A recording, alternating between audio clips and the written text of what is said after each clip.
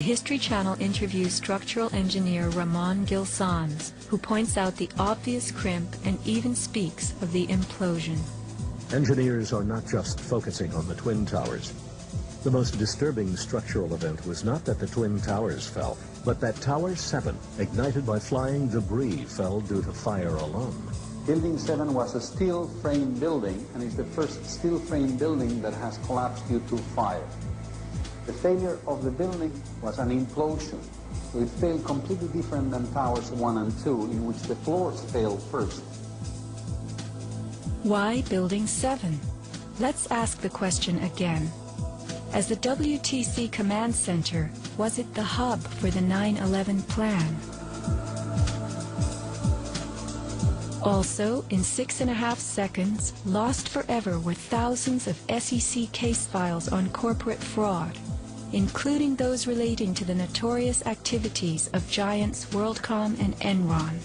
A few indictments for stock fraud, but what of the $70 billion California electricity swindle? It's not about justice, it's not about agenda, it's not about mobilizing people, it's about dialing for corporate dollars. These two parties have sold the U.S. government and the American people to the highest bidders.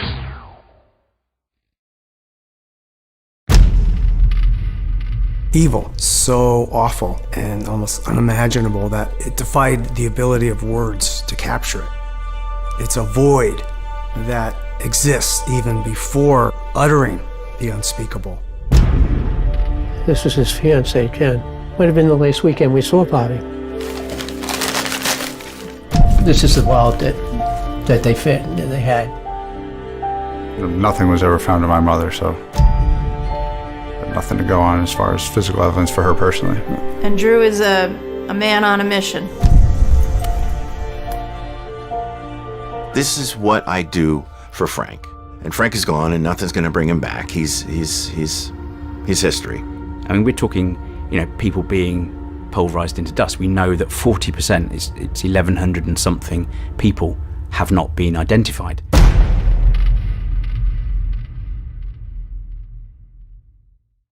This 9/11, the world's top physicists, pilots, engineers joined victims' families to sidestep the mainstream media wall of silence. Huge billboards on Times Square and across the states confront the fact most Americans don't know a third giant tower on 9/11 wasn't even hit by a plane, yet somehow collapsed in free fall. At 5:20 p.m., World Trade 7 suddenly, neatly and symmetrically just folded like a pancake. This is high school physics. A building cannot do free fall with 40,000 tons of structural steel in its structural system without it being blown up. The government version is that office fires made all 84 steel columns break at the same time. But there are other versions. John Cole's among thousands of leading independent experts with architects and engineers for 9/11 Truth. Great to speak to you. So who did it? Who didn't do it is the 19 hijackers that allegedly flew the plane. It is impossible. It is impossible to melt that steel by the office fires, the jet fuel, or the collapse itself. It's a physical impossibility.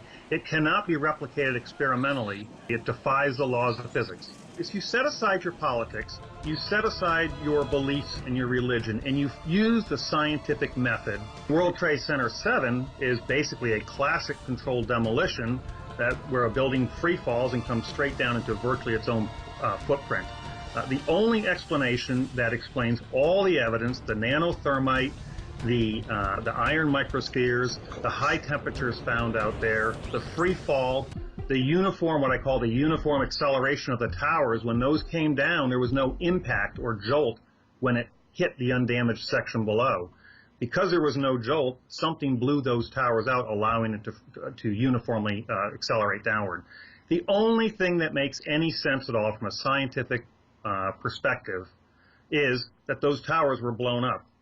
John made a mockery of mainstream sites Nat Geo and Pop Mechanics, who've desperately tried, for instance, to show 175 pounds of military nanothermite couldn't break the columns. John did it with just 1 pound.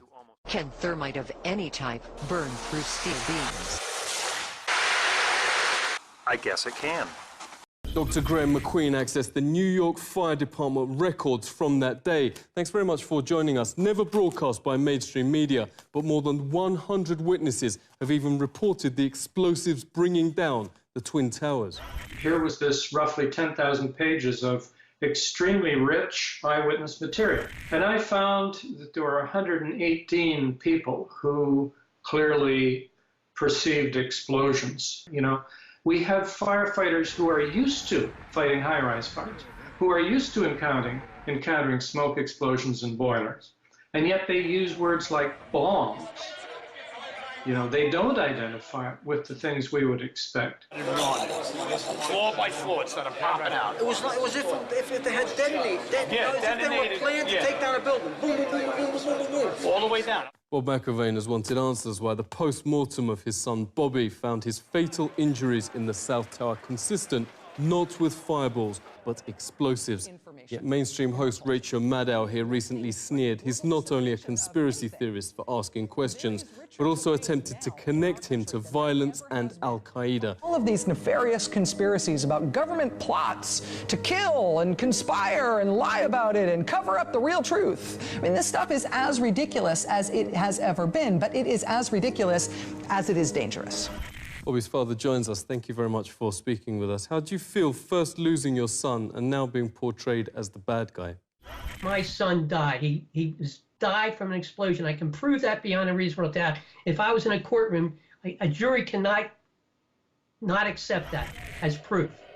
So that's where we have our problem. When I say, well, this was an inside job. Well, my son died from an inside job from someone putting bombs. Detonations. I would make her sit in this room and go through what I just went with you.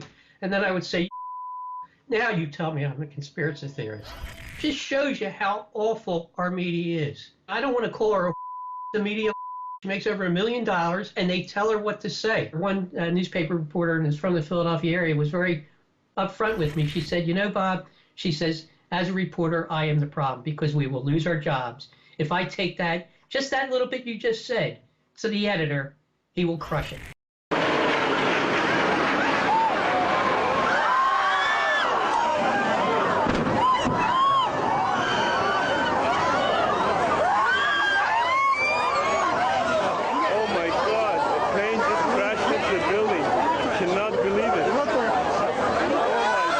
From NPR News in Washington, I'm Jean Cochran. Two planes crashed into the Twin Towers of the World Trade Center in New York this morning, about 20 to 30 minutes apart. Black smoke has been pouring out of huge holes in the upper portions of the building. Oh my word! Oh my word! I'm sorry I screamed. That's on purpose, Alfred. Somebody is doing this on purpose. Oh my goodness. The first plane crashed into the North Tower of the Trade Center at around 8:50 this morning. Witnesses said this first plane looked like a commercial jetliner. Shortly afterward, another plane hit the other tower, causing another massive explosion. That was apparently a smaller plane. Debris from the explosions rained down onto neighboring streets just as many people were heading to work. There's no word on whether the crashes might have been some sort of act of terrorism, but the FBI is investigating that possibility. Oh, my God. My goodness. A second plane now. Oh,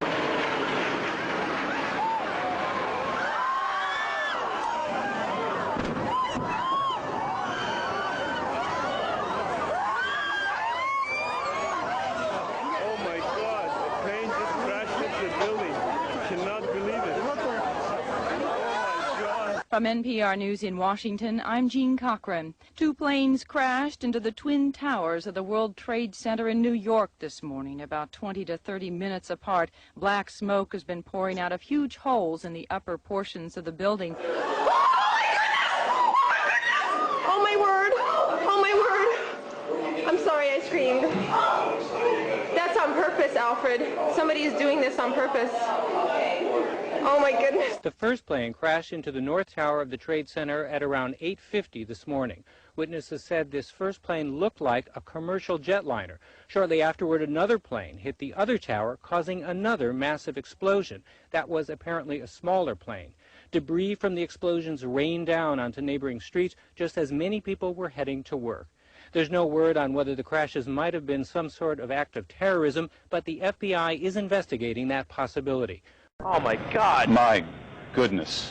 A second plane now has crashed into the other tower of the World Trade Center.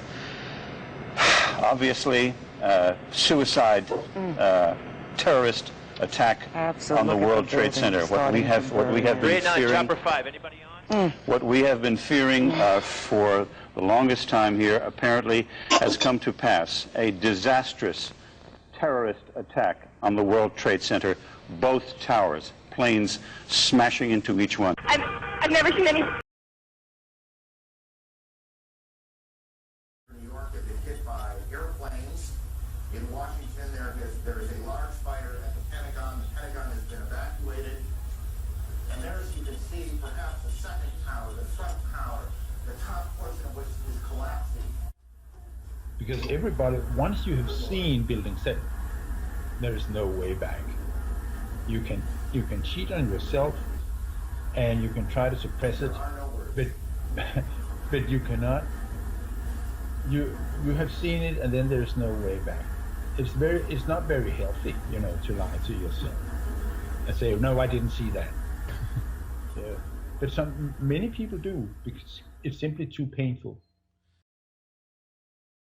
Now, more on the latest building collapse in New York. You might have heard a few moments ago I was talking about the Salomon Brothers building collapsing, and indeed it has. It seems that this was not a result of a new attack. It was because the building had been weakened during this morning's attacks. We'll probably find out more now about that from our correspondent, Jane Stanley. Jane, what more can you tell us about the Salomon Brothers building and its collapse?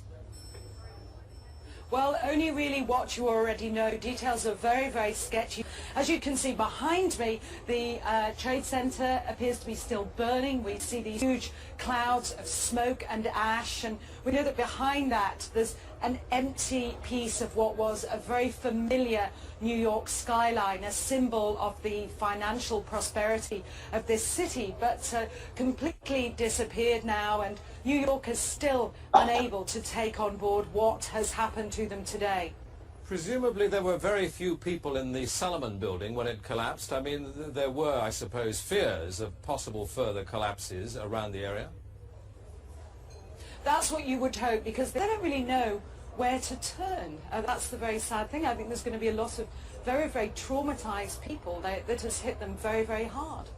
Jane, I think many of us, when we heard the news, perhaps on the radio earlier today, were completely flabbergasted by it and just couldn't comprehend it. I mean, it almost sounded too far-fetched. I was wondering what it's felt like for you being in Manhattan. Well, unfortunately, I think we've lost the line with Jane Stanley in Manhattan. Show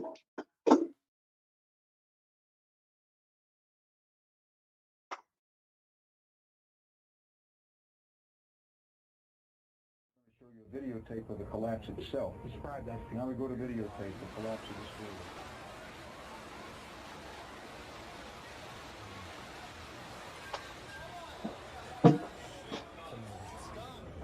Amazing, incredible picture word. Too far-fetched.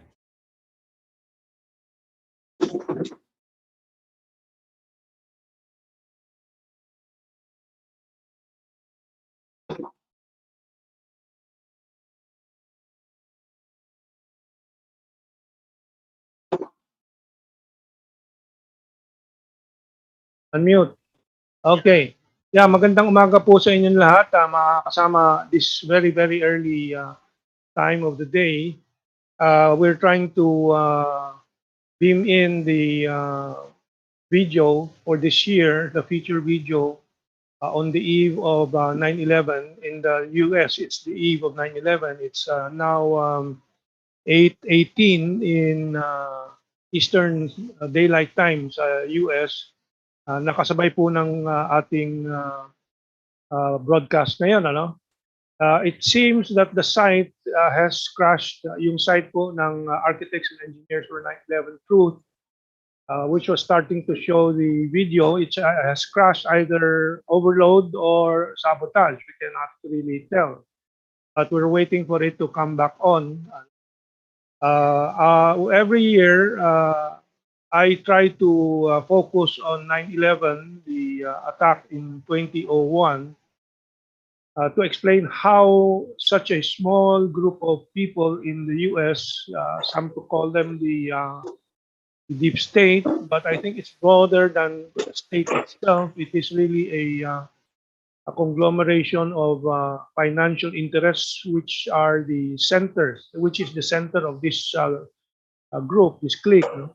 Then, of course, it branches out into, with their finance, their control of capital, they branch out into the control of the defense industries, control of media, control of entertainment, control of government, of course, and they all came together in the 9/11 incident in 2001.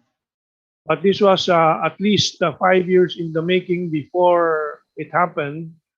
In fact, the Philippines also got caught in the tailwind of this planning, where we had the Ramsey Youssef ba ang naaresto po rito, but I cannot go into the details of that at this moment. No? But may link po sa 9/11 yun.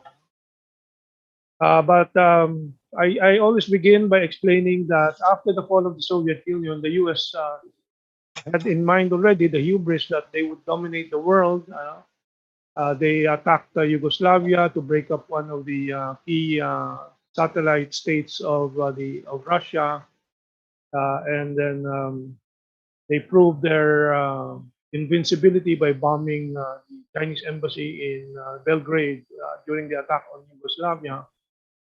And in 1998, the think tank of the neoconservatives produced a document entitled PNAC, PNAC, Project for a New American Century. Ito pong PNAC, or Project for a New American Century, included people like Richard Pearl, eventually, of course, sila Wolfowitz, sila Billy Crystal. These are the think tankers, the intellectuals of the neoconservatives in the U.S. The neoconservatives, of course, are the brain trust sa academe and sa intellectual circles ng financial mafia of the West. And when we say financial mafia of the West, it is not just the Americans, but also the financial oligarchs of many countries, including Saudi Arabia. That's why we will see that today Americans are clamoring for a reopening of the 9/11 investigation, specifically from the angle of the Saudi Arabian involvement in the 9/11 incident, which has been blocked but raised again and again, and is being raised again by some families of the victims of the 9/11 attack. And in fact, President Biden has been compelled to reopen the investigation because some of the families of the victims of 9/11 have protested and refused his attendance of their ceremonies for this 20th anniversary of the 9/11 attack. And Biden has, from the last reports, allowed the reopening of the investigation of the Saudi Arabian angle. I'll be doing this randomly while we're waiting. Side of the architects and engineers for 9/11 Truth will come back on. We're waiting for it. But this is one of the snippets from 2001, 9/11, September 11. That a day after the incident, the whole Saudi Arabian family of the Osama bin Laden was allowed to leave the United States in a chartered plane. The only plane allowed to leave in those days from American soil to a foreign land. Because after the incident, there's supposed to be a clampdown on air travel. But that is one of the indications that people in the United States and the families of the victims have been looking at and wondering about.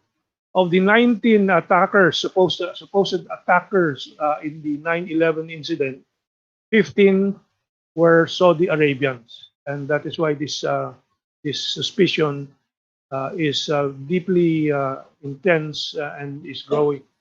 So let me go back to PNAC, Project for a New American Century. And it called for the rebuilding of America's defenses. Those are direct quotes.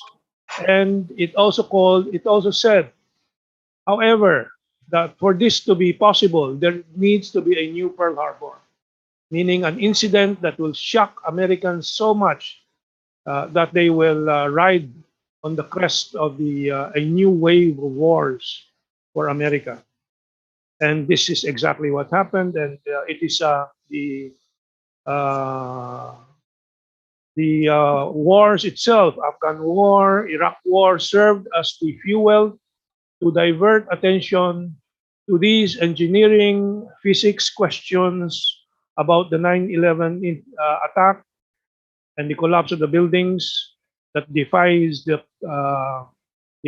laws of gravity, defies Newton's laws of gravity, and so they did have a new Pearl Harbor, and that was the 9/11 attack on the World Trade Center.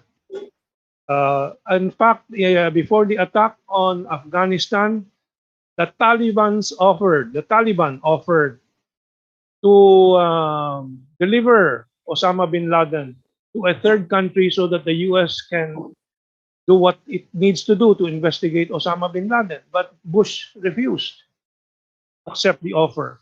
Why? Because a war was imperative already at that time in order to fix the attention of the American people and the world on the war and not the investigation of the incident in 9/11.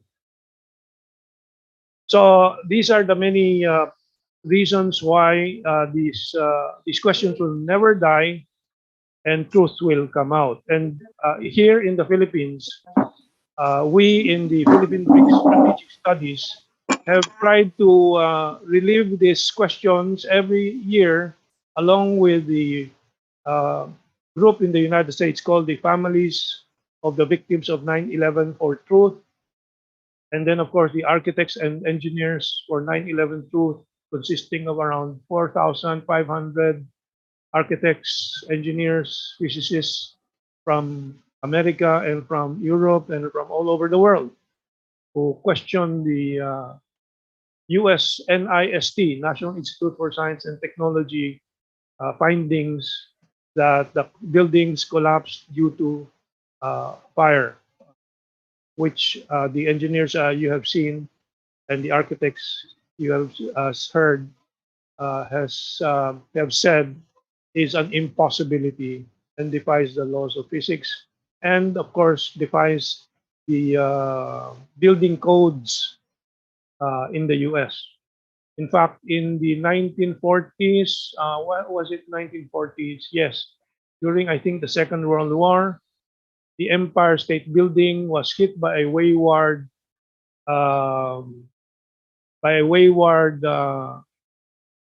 American warplane, and there was just a fire on the floor that it was hit, and the building still stands today. Okay, I'm told by our technician that the video of the 9/11 architects and engineers for 9/11 is being moved somewhere else.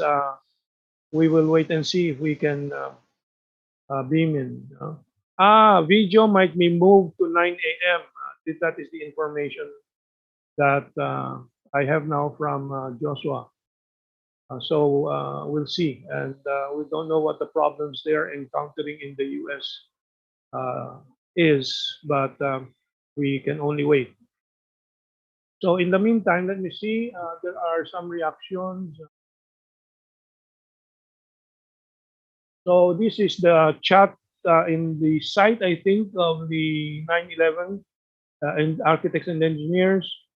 William Walker, I got a message from Chrome saying the link wasn't safe. Then I switched to Firefox and had issues there as well. from 99 bottles of Jack the Trouble with tribbles. From Comic Radio, yeah, it's down. Here is another message. I see there are 20 people waiting and 2 thumbs up.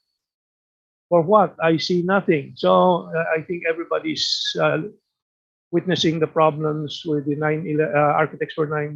architects and engineers for 9/11 Truth site. So in the meantime, I'll just go on with a bit more history on this 9/11 attack. So they had their Pearl Harbor. They sacrificed the American group that is involved with Saudi Arabia, and possibly because the consortium led by Larry Silverstein, the front man for the entire financial operation here, who was the name used for buying or leasing the World Trade Center for 99 years, making a down payment of $15 million for a structure that eventually earned them $7 billion of insurance. And this was an international consortium. The other financial interests have not been named. It's mainly Larry Silverstein.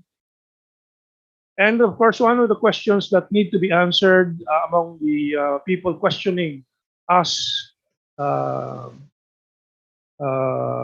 promoters of this truth, is how can they plant these bombs and this thermite over such a short period of 3 months after Larry Silverstein made his down payment?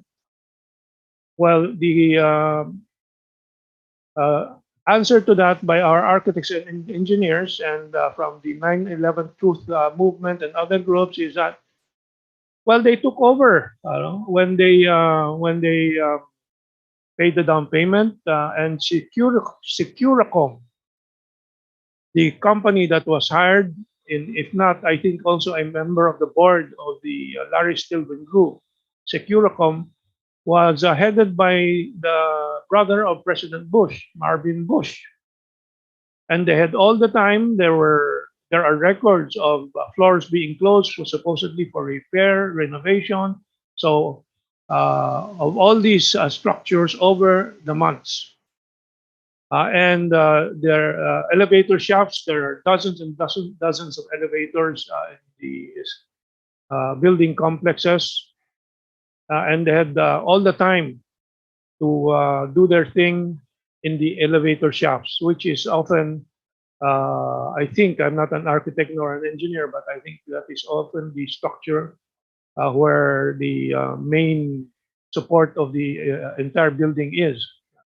I have an insight into that because I had my own building built 20 years ago, and that is what the architects explained to me. But again, I'm not an expert. There is a message here from Saida. Why the neocons were very quick to blame Al-Qaeda as the culprit. From Antonio Miguel Carlos. Salamat po, Mentong, sa mga impormasyon tungkol sa 9/11. Good morning, Mentong, from Hirashita Dolores. And let me see what else we can. Okay.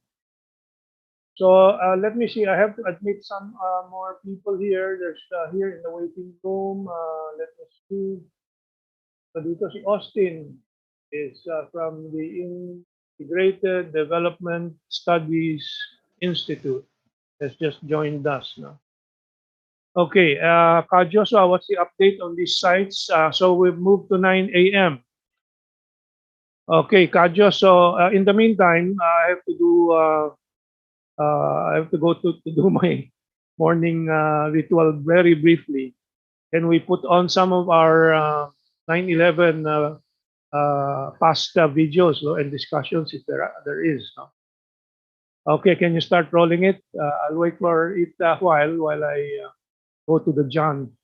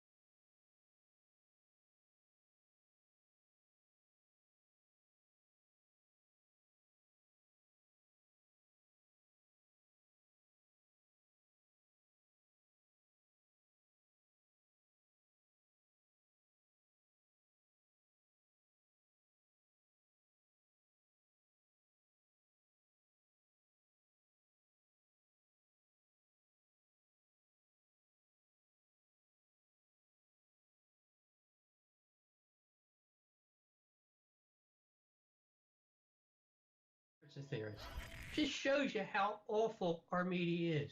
I don't want to call her the media. She makes over $1 million, and they tell her what to say. One newspaper reporter, and is from the Philadelphia area, was very upfront with me. She said, "You know, Bob," she says, "as a reporter, I am the problem because we will lose our jobs if I take that, just that little bit you just said, to the editor. He will crush it."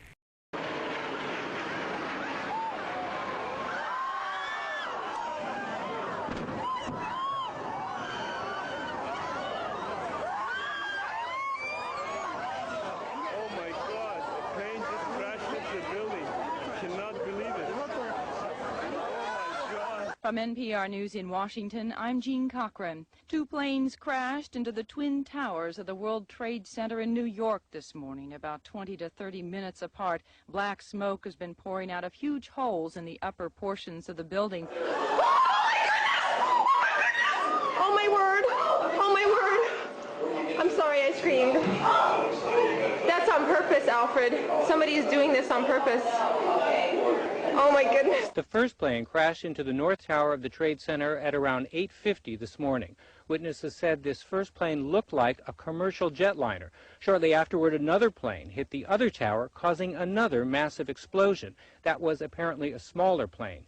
Debris from the explosions rained down onto neighboring streets just as many people were heading to work. There's no word on whether the crashes might have been some sort of act of terrorism, but the FBI is investigating that possibility. Oh my God! My goodness. A second plane now has crashed into the other tower of the World Trade Center. Obviously, suicide, terrorist attack on the World Trade Center. What we have been fearing. What we have been fearing for the longest time here apparently has come to pass. A disastrous terrorist attack on the World Trade Center. Both towers, planes smashing into each one. I've never seen any. New York have been hit by airplanes. In Washington, there is a large fire at the Pentagon. The Pentagon has been evacuated. And there, as you can see, perhaps a second.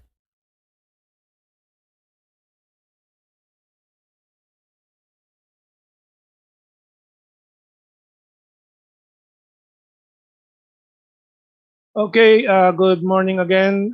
Si Mentong po ito, Herman Q. Laurel, with you again. I just had my lugaw. Let's relax po during this course of our waiting and watching at 9 o'clock. We don't know why it was rescheduled from 8 a.m. our time, 8 p.m. Eastern Daylight Time in the U.S., 1 hour delay. I suspect it is because there has been sabotage of the site of the architects and engineers for 9/11 truth, because there is no reason why they would have postponed it. In the U.S. On YouTube, the audience is also waiting and confused what has caused this. Let me try to update you on some of the comments. Let me see from. AFS, it would be absurd to believe that the evidence of any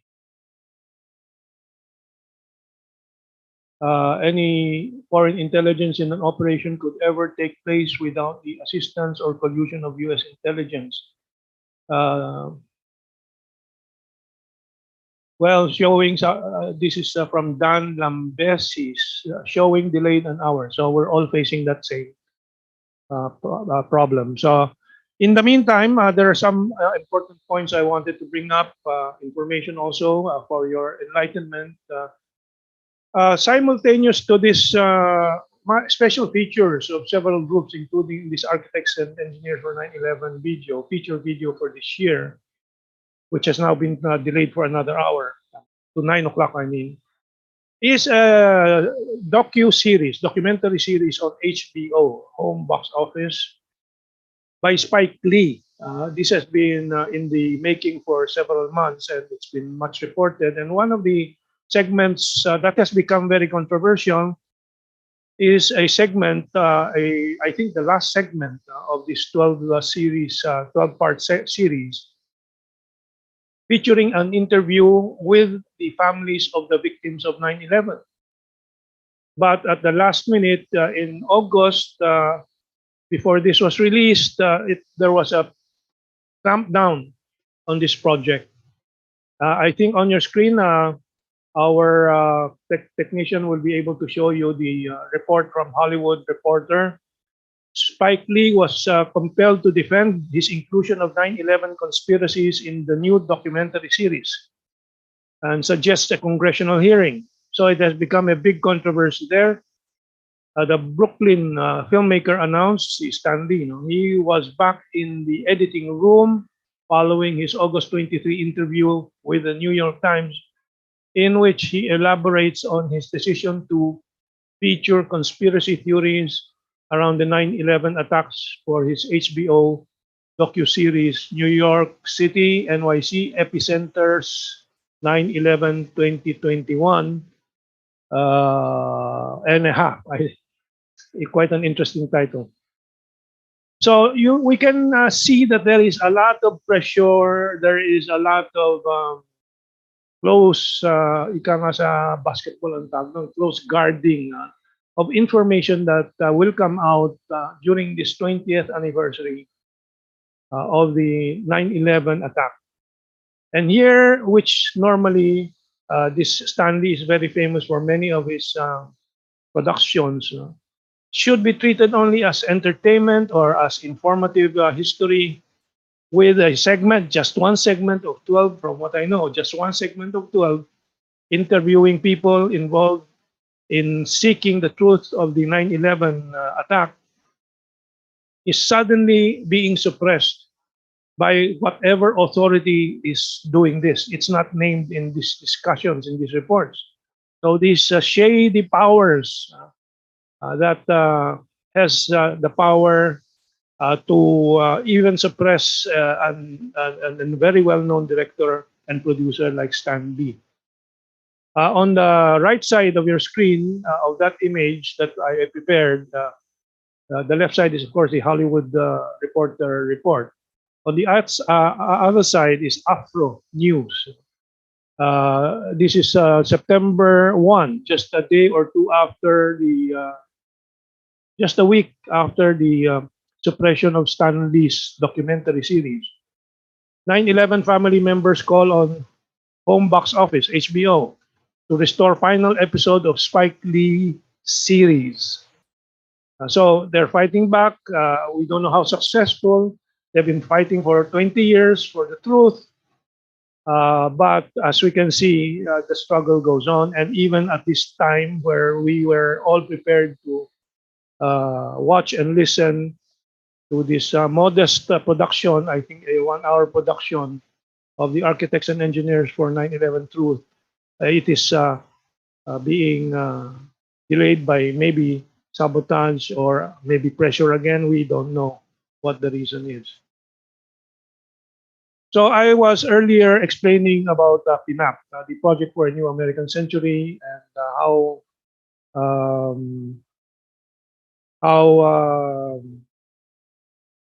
President Bush was installed despite losing the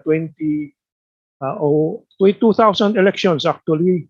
But his inauguration was delayed until 2001, or his proclamation was delayed until 2001 because the Supreme Court had to judge the Florida recount, which uncharacteristically, a historic first, the U.S. Supreme Court said their decision should not and would not serve as a precedent. In other words, they're making a decision only once for this case, and it should not be used as a precedent in later cases. What kind of a decision is that if you cannot set it as a precedent?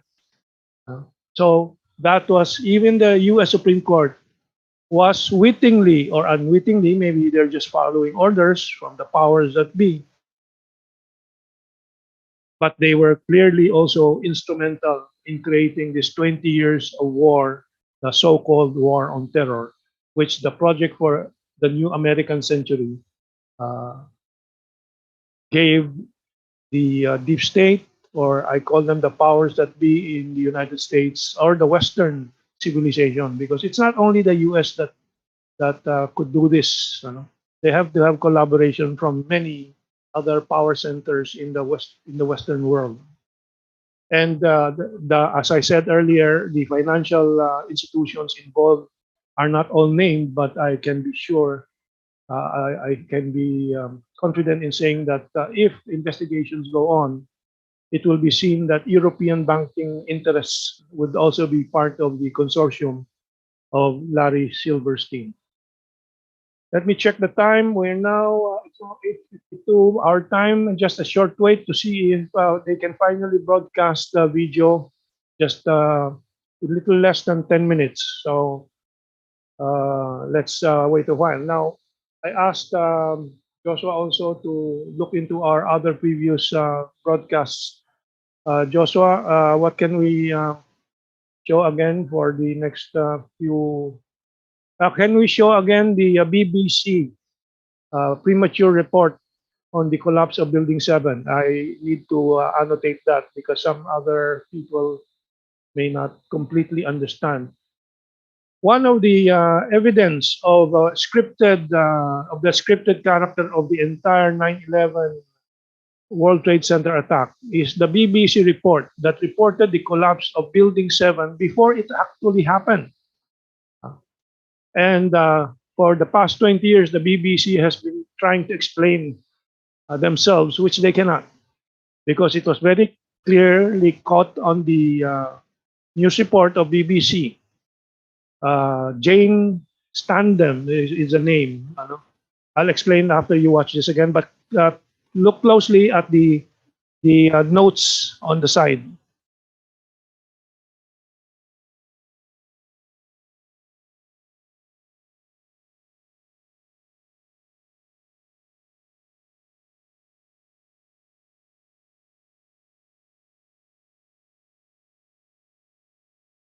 Talking about the Salomon Brothers building collapsing, and indeed it has. It seems that this was not a result of a new attack. It was because the building had been weakened during this morning's attacks. We'll probably find out more now about that from our correspondent Jane Stanley. Jane, what more can you tell us about the Salomon Brothers building and its collapse?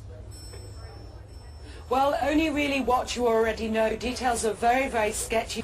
As you can see behind me, the Trade Center appears to be still burning. We see these huge clouds of smoke and ash, and we know that behind that there's an empty piece of what was a very familiar New York skyline, a symbol of the financial prosperity of this city, but completely disappeared now, and New York is still unable to take on board what has happened to them today. Presumably there were very few people in the Salomon building when it collapsed. I mean, there were, I suppose, fears of possible further collapses around the area. That's what you would hope, because they don't really know where to turn. That's the very sad thing. I think there's going to be a lot of very, very traumatized people that has hit them very, very hard. Jane, I think many of us, when we heard the news, perhaps on the radio earlier today, were completely flabbergasted by it and just couldn't comprehend it. I mean, it almost sounded too far-fetched. I was wondering what it's felt like for you being in Manhattan. Well, unfortunately, I think we've lost the line with Jane Stanley in Manhattan. Okay, so ayan po, itong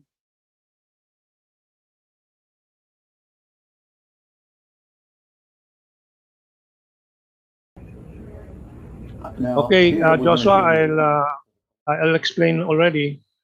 We have around 4 minutes to the 9 o'clock rescheduled showing of the 9/11 or Architects for 9/11, Architects and Engineers for 9/11 Truth special feature for the 20th anniversary of the 9/11 World Trade Center attack. But we showed the BBC report, which is not as easy as before to locate on YouTube or. But we found it again, and we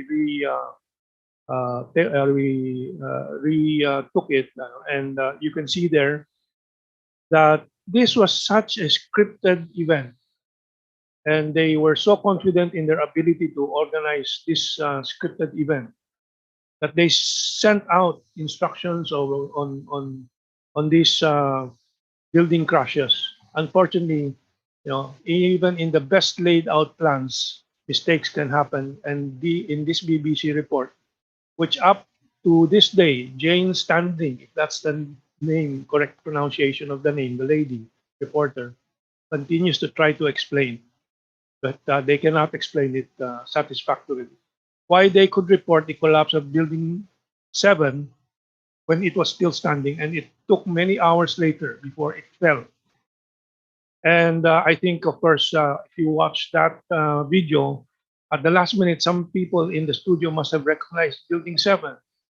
And then they started to pixelize it, and the reporter and the report disappeared. And it was a very timely end to that report. So all these things fit together with the theory. And it's still a theory because we are not just us here, of course, but we as part of the global community asking these questions about the 9/11 attack and the 20 years of wars that followed, including Filipinos who were killed in the Libyan war and the Libyan ouster of Muammar Gaddafi, our Filipino nurses and doctors who were working in Libya, in Afghanistan too, and the whole world. But for me, what this 9/11, 2001 9/11 World Trade Center attack narrative teaches me is how almost the whole world can be fooled by the power of the financial oligarchy and its control of media and its understanding of how the mass psyche can be manipulated. Create an incident for shock and awe, which is a term that President George W. Bush used during that whole incident, that whole event. It was the same thing that Bush Sr. used in 1991, was it? The first attack on Iraq. Shock and awe the people, precept the narrative or the story, give 100% media coverage to that story, with continuing shock and awe of blood and gore, bombs, which terrorism provided, which they also organized. And you can fool almost all the people. Unfortunately, you cannot fool all of the people all of the time. It is the same case in the Philippines. I think how many times we have been fooled by the controlled media, by the mainstream media. Social media did not come in before the first decade of the 21st century the way it has become so popularized now. However, even today, social media, Facebook, fact checkers, and so on are already distorting, controlling, manipulating, directing, channeling the information flow. So let us check. It should be around 9 o'clock also in the US now, Eastern Daylight Time. Let's just see if they're beginning to see some inkling or some idea about this. Is this YouTube hours or this is America? This is from AR Francis, America. Okay, how about Spike Lee and HBO? So they're asking the same question from Curly B. Have faith, justice will be served. You're also waiting like us for the video. From LK33, 20 years RIP, justice for the 2,997. Those are the victims of the World Trade Center crashes. Those who died there, 2,997. From Wired Act, yay, we are ready for the truth. And don't sugarcoat it, please.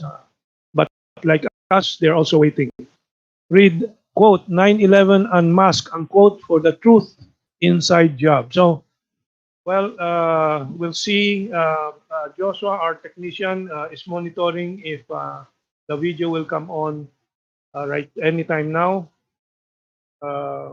These YouTube comments from the States are also live, so they're also waiting. Christine Glover, is the film running yet? What's going on? From Proto Pectore, almost 300 people watching and only 50 thumbs up.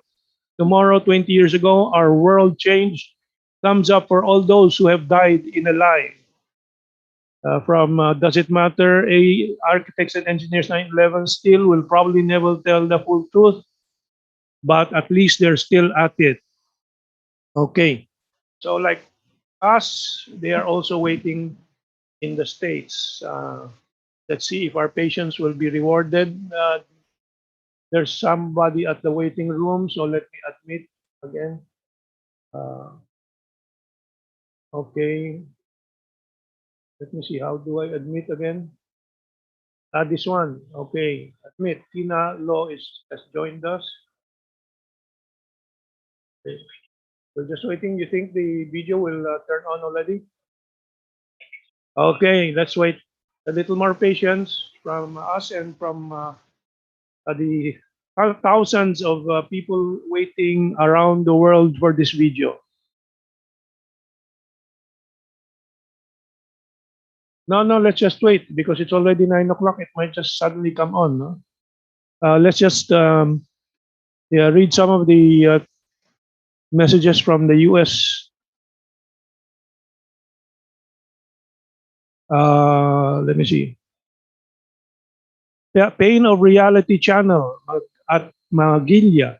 The entire planet is a victim of 9/11. It is far bigger than a simple list of 3,000 victims. Yes, the 3,000 victims in the World Trade Center tower is the smallest number that can be quoted of the those victimized in the many countries by the 20 years of the war on terror by the U.S. Deep state or power elite or the Western power elite. Because this is not just the U.S. deep state. This is including the European Union, NATO. Remember, they were part of the Afghan war. NATO is part of the Iraq war. NATO was part of the Yugoslav war. All of these, kasama po ang entire Western power elite.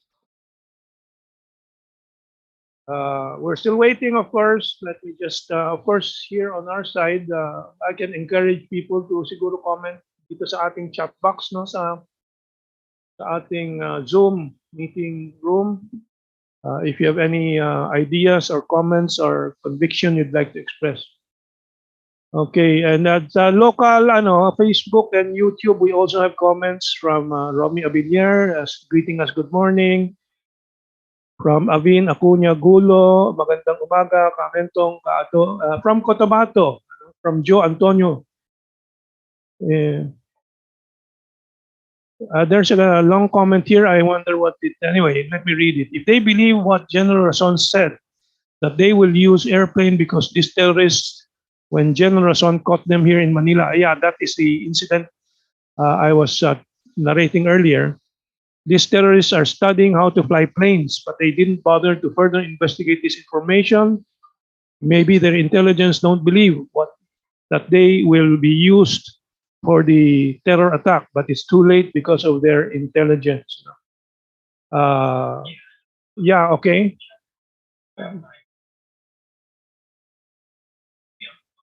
Okay. Okay. Is the video rolling?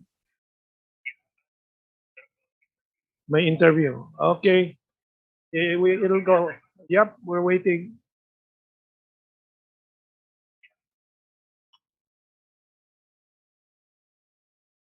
So, yeah, Joshua is asking for a few seconds to link us to the architects and engineers for 9/11 video now. Okay, we'll read some more comments while we're waiting. Let me see here.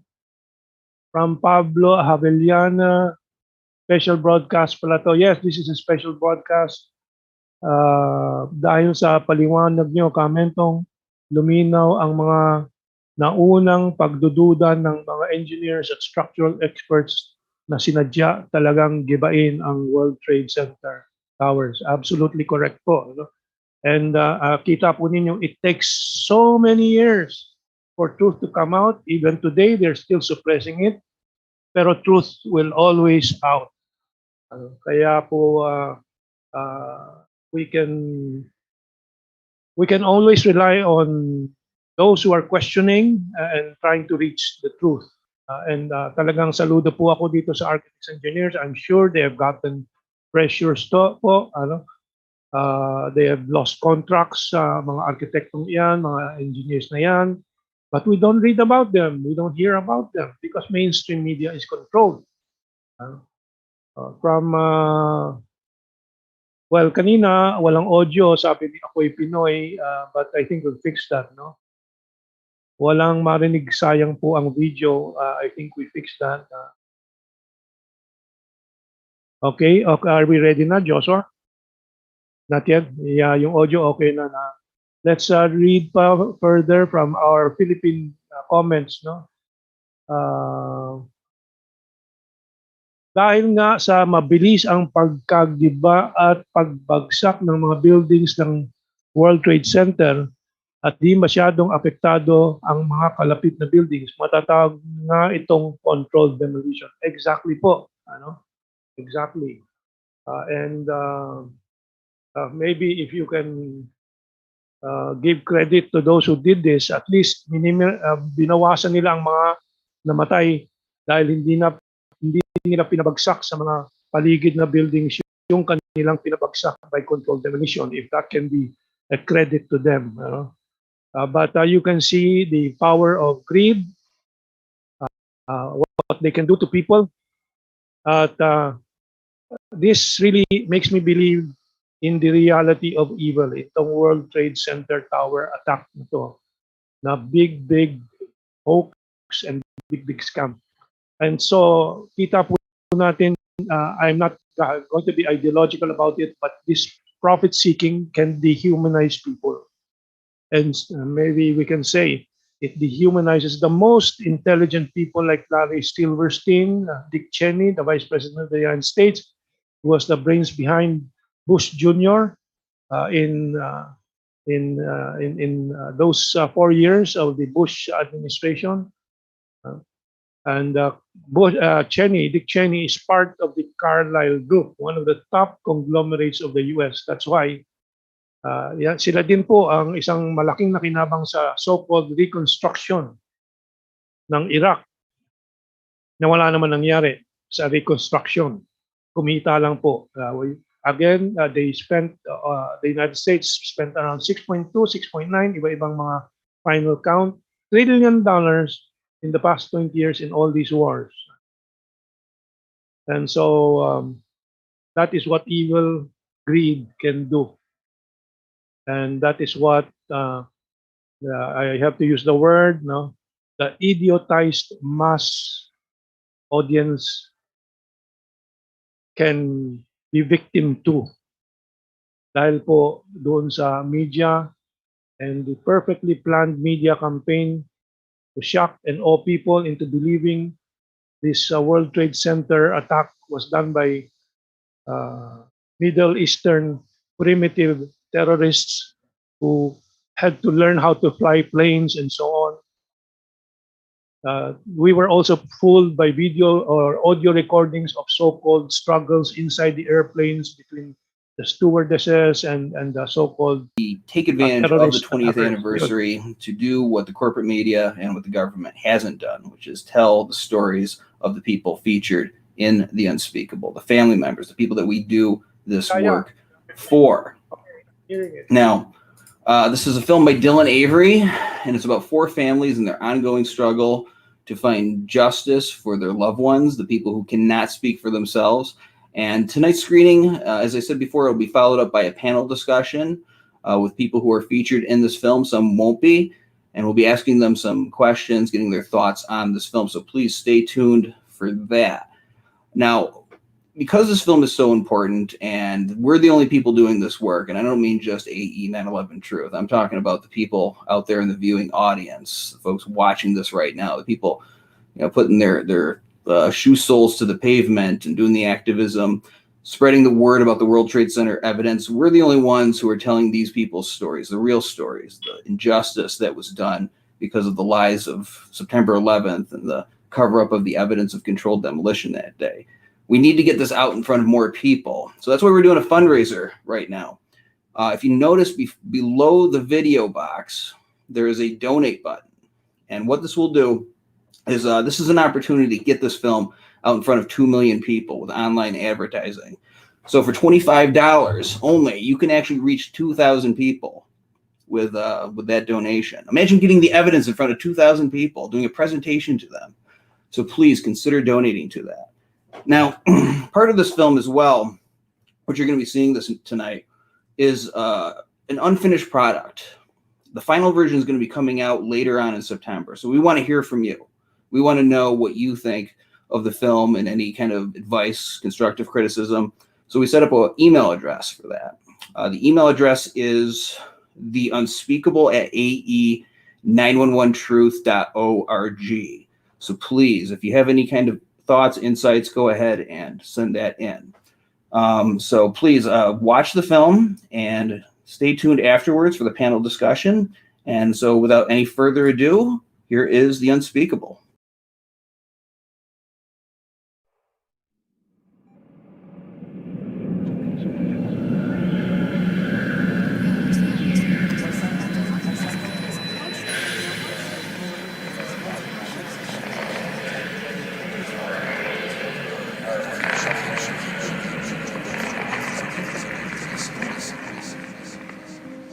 On September 10th, life was perfect. We had 2 kids, Bobby and Jeff, working up in New York, living up in New York. We were on a pedestal on the 10th. I was having a lot of fun. I guess the only sort of downside was that I didn't get to see my mom too much. She works in the city, but it's just being a kid, you want to be out doing stuff. And like I said, she was commuting to the city every day. I was not in a good place in my life on the 10th of September. I had spent some time with Frank, and that was the good part. On the 10th, I'm on the beach, obviously with my mum and my wife and 2 kids. They were probably 6 months, 18 months at the time. So you're doing stuff like you do, playing, in the sand, building sandcastles, and just, enjoying that time. And that's how we kind of imagined the rest of the holiday would pan out.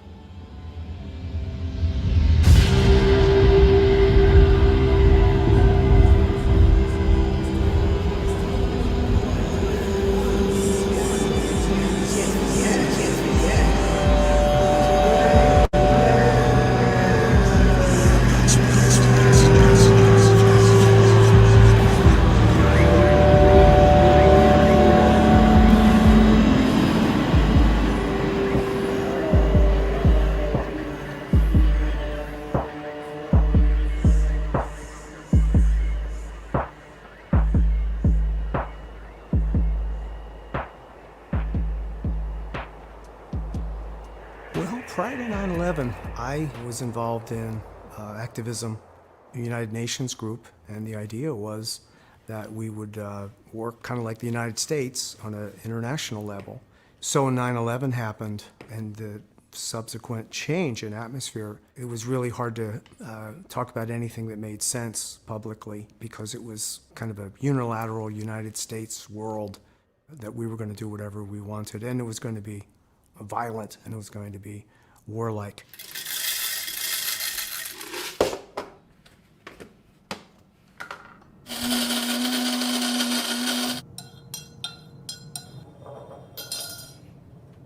My name is Robert Griffin. I'm a psychologist, and I went to school at Penn State and Marywood University in Pennsylvania. Like most, I get up and get coffee and start to get to work.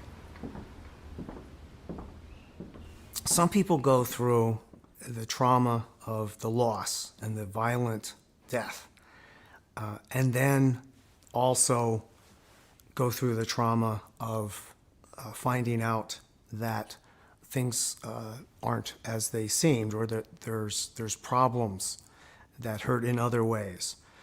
So the trauma initially is disorienting.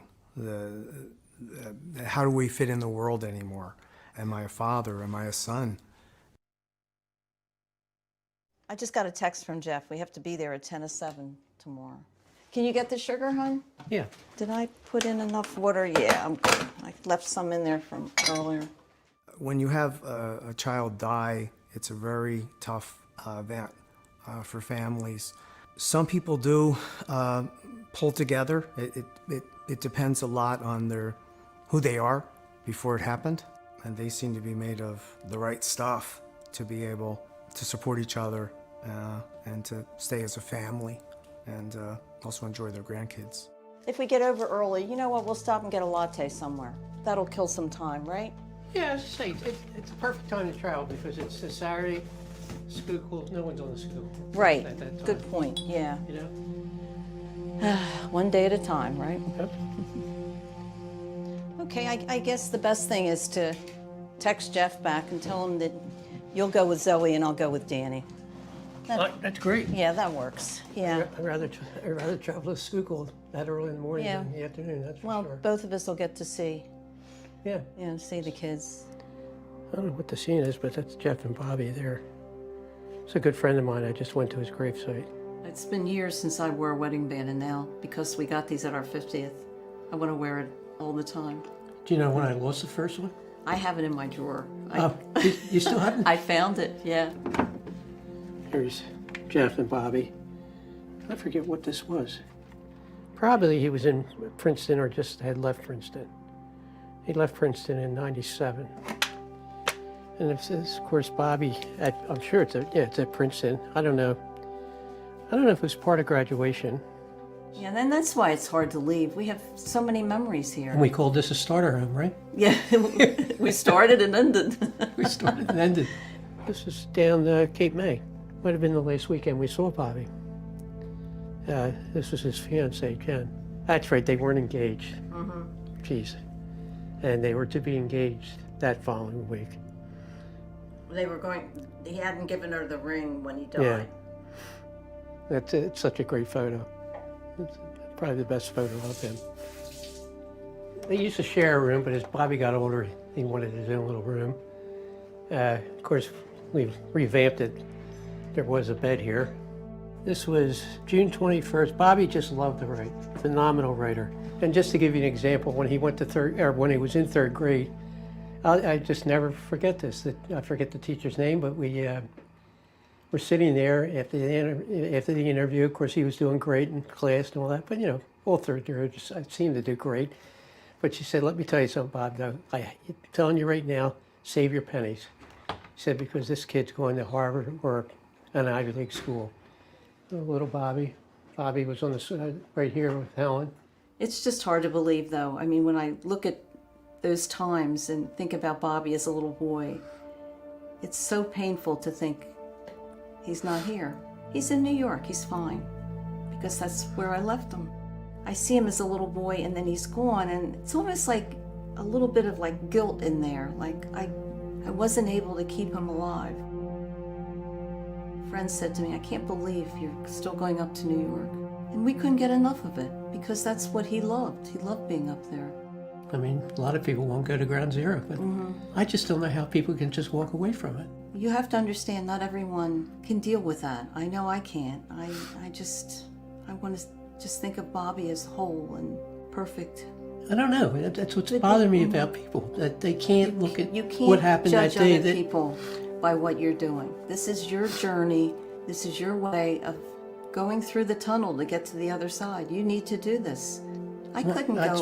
Why can't you do it? It's not going to bring him back. It would be wasted time to have me in the position you're in. It seems Thank like God you do it, though. It seems like I'm almost ordained to do this for some reason, because I know you feel that way. Because no one does it. She's stuck in the marriage. She's stuck with Bob, and it's obviously painful. And she does what she needs to cope and to basically survive. When it gets more morbid and you describe certain aspects of it that I can't handle, I think it's time for me to just let you talk. Yeah. So I think I'll do that. Excuse me.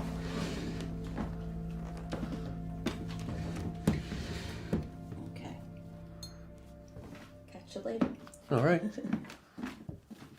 So I will say about Bob McElvain is that one of the things that impressed me about him is that he has grown over the years, from what I could tell, and this trauma has kind of refined him.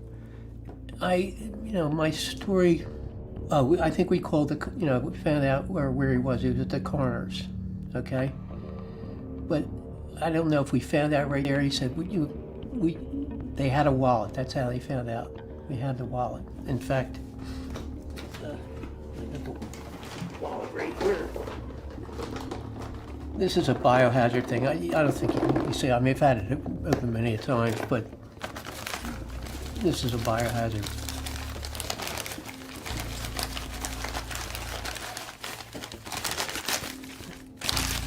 This is the wallet that they had. They had, in other words, we found out they had a full body, except for, and I'll show you what happened to him, but wallet was one of them.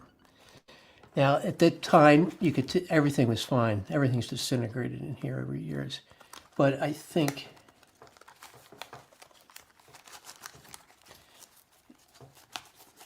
they had Bobby's license. And Helen went up to the dentist, and they actually got x-rays. Helen brought the x-rays down, and it was a match. So the next morning, we took him home.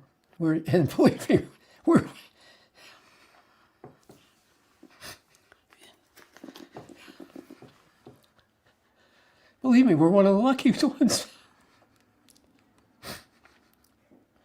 Because so many people didn't get bodies. Nothing. And we actually got not a full body, but we got a body to take home and bury. And we're so grateful for that. Whose grief is it? Whose loss is it? In some way, the government has claimed the loss as their own. Folks were told how to feel, what to think about it, and it adds to their pain when it's used for other types of policies that have nothing to do with it. We want the war, and there goes the authority thing. I didn't believe it was necessary to go to war because of Bobby. I know Bobby would have said, "What are you, nuts?"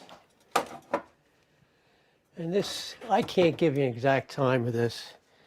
I think it was July 4th, but I've been to so many demonstrations over the years, and of course around the world, but I think this was in Philadelphia, and it was a candlelight type of thing. But again, I've been to so many of them, and I just can't place it. I always wore a picture of Bobby. I haven't been doing that as much as I did before. He would have been 100% against the war, and I was. Helen and I were both 100%. A conflict is part of our nature. It seems that what happens is that we have a way of identifying the us versus them, or the other. And so that leads to all sorts of problems where the other is not considered in there as fully human, because it's hard to get people to fight wars. People don't hate on their own. They have to be given a story.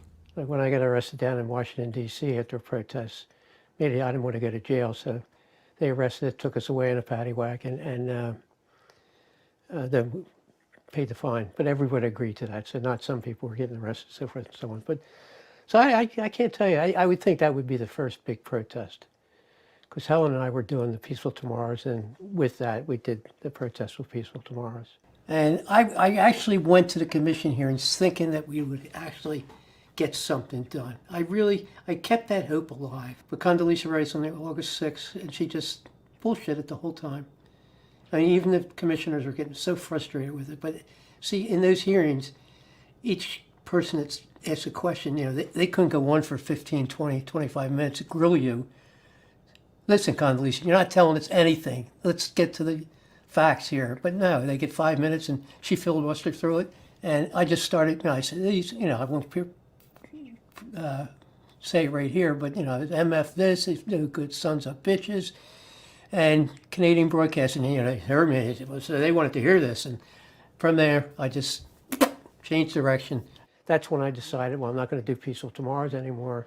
I'm just going to talk about what happened on 9/11. Hey, my man. Hey, wow. How are you? My name is Tony Zamboti, actually, formerly Anthony Zamboti, and I'm a degreed mechanical engineer. Are you still in the same place? Oh, yeah. Near Fort Washington? 40-some years now. 40-some, how long? Bobby was 2 years old when we went there. Wow. So Wow. he would be 46. He was 26 when he passed away. Yeah, so it's right, he's 46. 46 years old. Good memory, man. Well, I know he was 26 when it happened. I had to think about that. The interesting thing about engineering that I can say is problems, the way they're solved is it evolves. The solution evolves. You have a subconscious mind and a conscious mind. Your conscious mind can only handle so much at any given time. Your subconscious mind is a vast storehouse or warehouse of all your life experience. And what happens, you hear the old expression, sleep on it. That's the way difficult problems are actually solved. And if there is a solution, it'll come, it'll evolve, it'll converge. And that's why engineering's fun to me, because you're thinking about things, you're trying to solve this problem, and you're musing or mulling it over. And sort of, that's, you know, even with 9/11, that's the way it worked with me looking at these buildings. You know, imagine myself in the basement of a large skyscraper, these huge concrete encased columns, and, you know, like a parking garage or something. How did it just completely give up the ghost?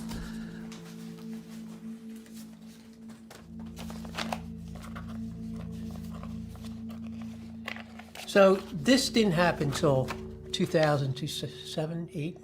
I really didn't have the guts enough to go up and find out exactly what happened to him, okay? So this has been sitting there. And of course, the first thing we get is a picture of what happened. All right, now this is how I started coming out, finding out, you know, what I feel happened to him. So we didn't know for sure. A lot of people thought, family members thought that maybe he jumped. His friends said that no, he was running away from the building and he got hit by falling debris. You know, Bob's a decent guy.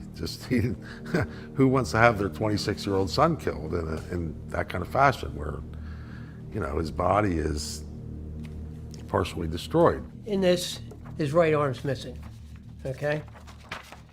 In this, from his nose down, his entire face is missing. Okay, so in other words, everything is blown, his eyes are missing, nose, everything is blown out. Back of his head is intact, but, you know, there's some fractures, okay? And all the wounds to his body were from the front. No Right. wounds on the back, right? Right. So that would indicate explosive force. Can I just read you something? You know, and it's taken a long time to get to the point where I am right now. But the story of 9/11, this is coming right from 9/11 Commission hearing. They spent 2 lines talking about what happened to the buildings. A jet fuel fireball erupted upon impact and shot down at least 1 bank of elevators. The fireball exploded onto numerous lower levels, including the 77th, the 22nd, the West Street lobby level, and the B4 level. You expect us to believe this fireball came down and then exploded. What explosions are caused by rapid release of energy from a confined substance. The fireball's not confined. No. Ground floor, the lobby, flowers, things, they weren't singed or anything. I have documentation that he was found outside the building. Outside. This was before the buildings came down. He died. Well, but when they picked him up, he was outside the building. Right, but the building hadn't fallen yet. Is that true? No, of course not. He right. He was one of the first ones. Well, you know how you taken can tell out, when, right? when the report on him, he had rigor mortis hadn't set in, so that's when you can really tell. I know when. So it's probably less. He got to the coroner's less than 2 hours after he died, less than 2 hours. Right. And what happened, I think what happened, Bobby was walking in and decided to go up to the floors, and I think he was hit as he was trying to walk in. Because of the nature, his whole face was just blown off. He lost his arm and he was blown out of his shoes. So with that, I stick by that story, but then I've gone so much further than that. Again, I want to know who killed him and why. Somebody said to me one time where a cover-up is only 6 inches deep. You imagine a big layer of concrete, but it's a mile wide. So unless you dig down vertical, you can't get under it. You can't see out to the edges of it.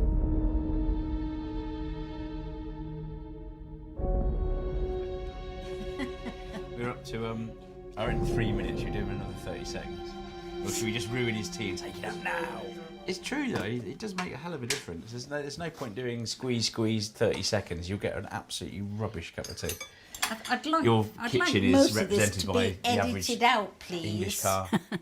My name's Maureen Lucille Campbell, and I live in Sussex, West Sussex, about 8 miles from Brighton. And I've been retired for many years, since I was 55, 21 years ago.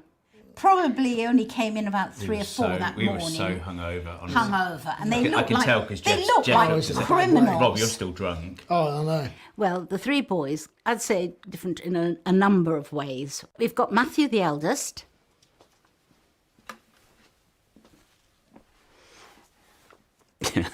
Yeah, my hair. It's where I'm at right now, frustrated and pissed off with current events, but in particularly, my fight for the last 20 years. And so it's just, it's where I'm at. A little bit like this up to the system. Yeah, for the wake that we had, memorial with no remains, this was, I think, 30th September. Yes, it was. That to me is just a classic photo. My name's Matt Campbell. I live in the south of England, in a small village in Sussex. I have a degree in mathematical physics and a master's in applied mathematics, and I have a second master's in scientific application software. And Robert, the youngest one, was most like, we like the quiet life. And if someone said 2 and 2 made 8, we'd say, yeah, that's fine. We don't like confrontation and just let it go. Yeah, my name's Robert Benjamin Campbell. I live in Kemah, Sussex. This is in West Sussex. Rob was about 5 years younger than me. It was sufficient of a gap that in my head he's always the little brother. I had a good friend, Nick, who had his own pub. What we did is, for Jeff, we had his wake there. So all his friends, family, everybody came there. And what they did as a surprise for the family was they had a very good friend who was very good at doing paintings. And they did a painting of Jeff. And my friend was like Jeff a lot, if you know what I mean. Looked up to him. That's Jeff's James Bond yeah, moment. Coming out the... I think you loved that, didn't he? He was vain, I had said that. Very vain. He was like the prettiest girl. Went anywhere where there were shops, he'd always be looking in the window, reflection and fiddling around with his hair and all that sort of thing. But I always looked up, to Jeff. More than that. Sorry. He was a bit of a nerd. both Matthew and Jeff really had their dad's brains, really clever. Robert always said, the youngest, the store of brains ran out when it was his turn to be born. Both, finished uni. So Jeff finished, I think, a year before me. And he started to travel, and he definitely kind of switched from, I'm going to work in a bank, because I think he realised the trading route wasn't going to happen. And just basically became a specialist. His area was risk. With that, Reuters, who he eventually ended up working for, had products that worked in that space. This is Caroline. They went up to London and took photos. Phoebe's christening, isn't it? Yes, that's a little church where we actually had the memorial. Quite a glamorous shot of them. And they went up to London. I don't quite know where he is there. I think it was early 2000.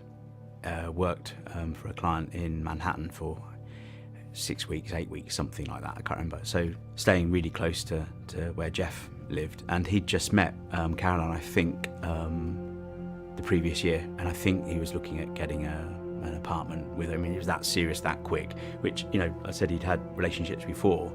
It was quite fast. And so very quickly, it was obvious that this was very serious. I guess he'd been working for Reuters for at least a year, maybe longer. And, he was looking to, I guess, put his roots down. I mean, it was very clear he absolutely loved New York. Well, I'm fanatical about keeping all these documents, so I just had a quick look through to see what we could dig up. I met Matt originally back in 97, 98. We were both working on the same project. Matt was working for one of the suppliers. Matt's brother, Jeff, was working for Reuters. We had an idea that we would need a North American, New York-based office, and Jeff was interested in leaving Reuters and helping us set that up. In the weeks and the months prior, we'd obviously been talking with him, and Henry in particular, just sorting out the structure of the proposed company over in the States. But he'd actually come to England at the end of August, the August bank holiday time. Did his usual thing, rushing around the country, seeing family, friends. Well, we worked in a very small niche industry of specialists, and there was a whole ecosystem of industry press and industry conferences, and it was very important to attend the industry conferences because you'd meet suppliers. And there was one coming up on September the 11th that was going to be at the World Trade Center. So it ended up being that Nick and Jeff would go to the conference, and I ended up staying in London. Meanwhile, Matt was on holiday in Lanzarote. I'm on the beach, obviously with my mum and my wife and 2 kids. They were probably 6 months, 18 months at the time. So you're doing stuff like you do, playing, in the sand, building sandcastles, and just, enjoying that time. Around lunchtime or just after, I'd been exchanging emails with Jeff about, who he needs to meet at the conference and stuff like that. And I recall getting an email from him where he literally said, "Okay, Henry, I gotta go. I'm gonna be late for the conference." That may have been the last email he ever sent. So I was at work and just on the computer on the internet, and then we started hearing about what was going on at the World Trade Center. Phoebe, who was only 6 months old, was just struggling to settle. All my kids have loved just being pushed around in pushchairs and buggies. Gets them to sleep most of the time, so you do what any parent did. And Mel took her off the beach this time and was just basically walking up and down, please sleep. My understanding is that she saw the televisions there, which suddenly would show the towers and what was going on, one had been hit.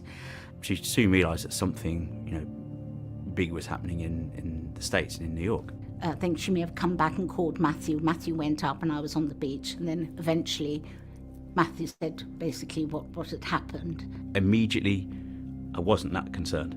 I mean, I knew Jeff worked for Reuters up in Times Square. You're well away from the World Trade.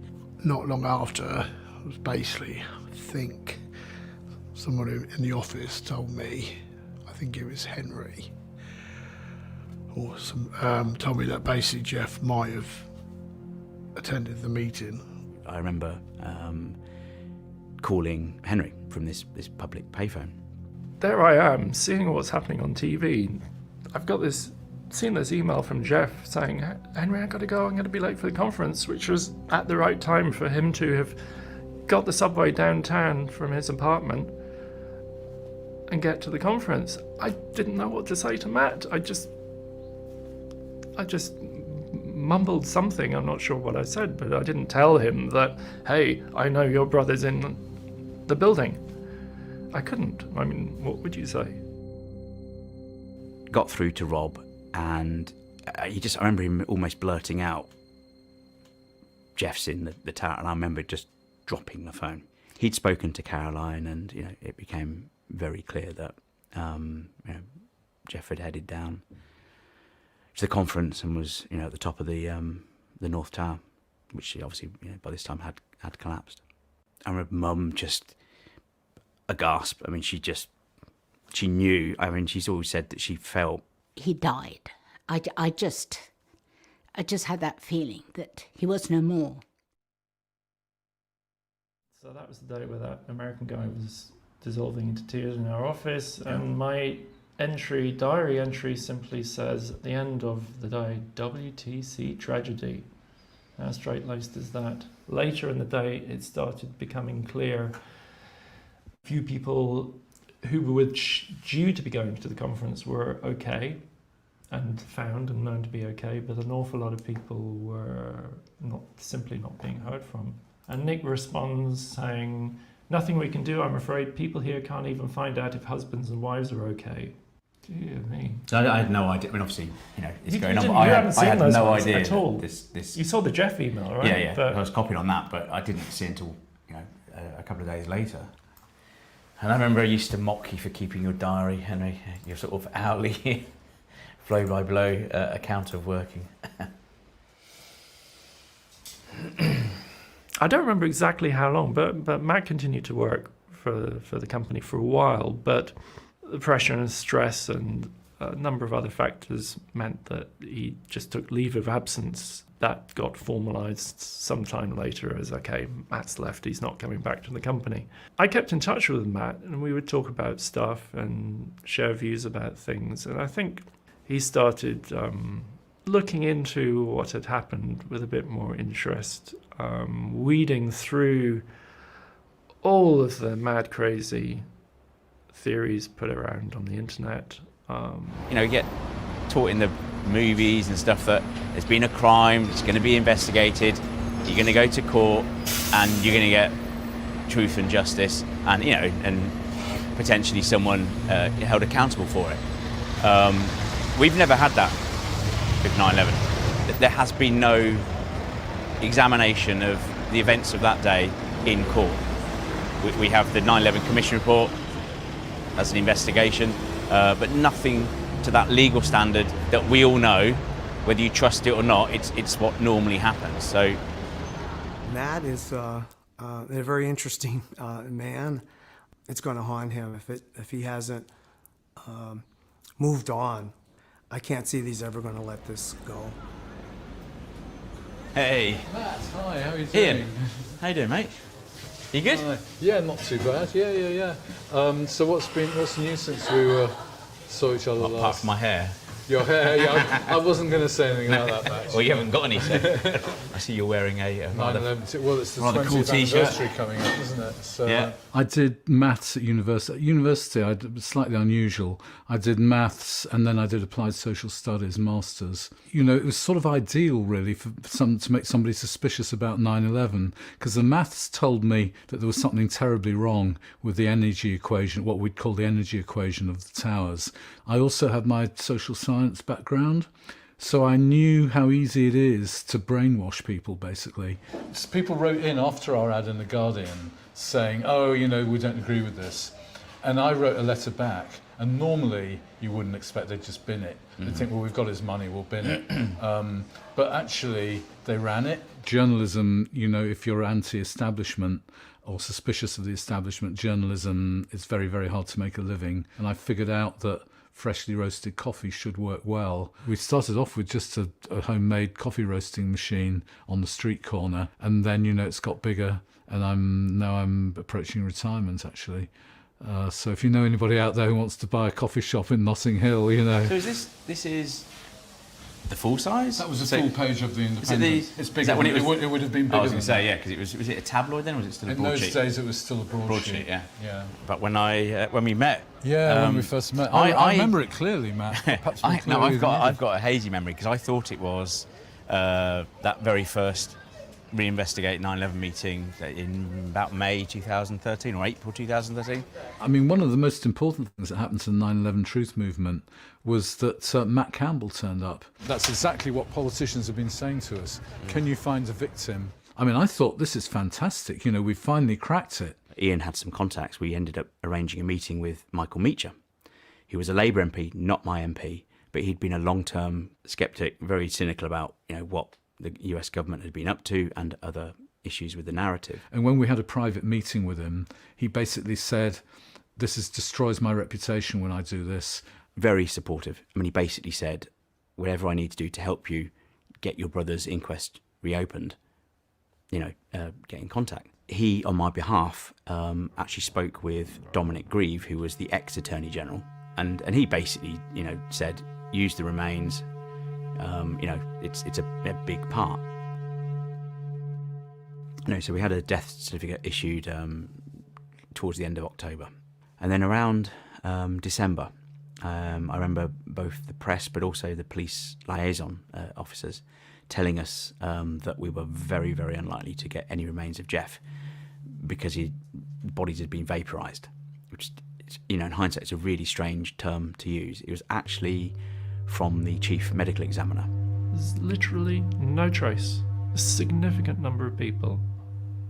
It's utterly, utterly horrifying. Obviously, plenty of bodies had been found, but I think due to the degree of fragmentation and all the rest of it, and obviously what they knew they had. I think it was a day before Mum's birthday in June, and I think she got a call from our police liaison officer. Some of his remains had been identified, and the piece in question was a piece of Jeff's collarbone. And I thought, Jeff is having a laugh on us. When he was 6 months, we went on motor rail. It's a long story, but it jerked and he was thrown on the ground. At 6 months old, he had a green fracture. Oh, don't forget my broken collarbone when I was 6 months. So, but he went from an undertaker in the States. It then got delivered to an undertaker in the UK, and then it was released to us. It was in a little casket. I didn't know what to do with it, and so for quite a few years it just sat outside my office on the top floor of my house. In 2004, Mum got another call from the police, and this time 3 of his remains had been identified. They were small bone fragments. I remember one was from his thigh bone, but they were small. And so we had 4. another lot came over, and that actually was his scalp. Bit of his scalp, bit of his face, bit of his jaw, his ear, just, recognisable, It wasn't burnt, because my fear was that, to be in the flames. We were told by the police liaison that there was a good chance that he could just be vaporised, or whatever the term is, when there's just ash. And so by law, there had to be an inquest into his death. Okay, so, the very first inquest was here at the West London Coroner's Court. And anyway, out of the 67 British victims, 10 had actually been identified. They basically created 10 different inquests, but it's like a joint inquest or inquiry that they held. Only 2 of the 10 victims were represented by family members. At the time, I didn't know that all of the 10 inquests were done in an hour and 45. I've listened to the audio, I've got the actual transcript, official transcript, and they spent probably no more than about 3 or 4 minutes talking about my brother's life and what was found. And it seemed incredibly short that that's his moment of an inquiry and justice into the events surrounding his death. After the inquest, a couple of weeks later, I think Mum just got a formal letter, which is, it's basically the conclusion that the coroner drew.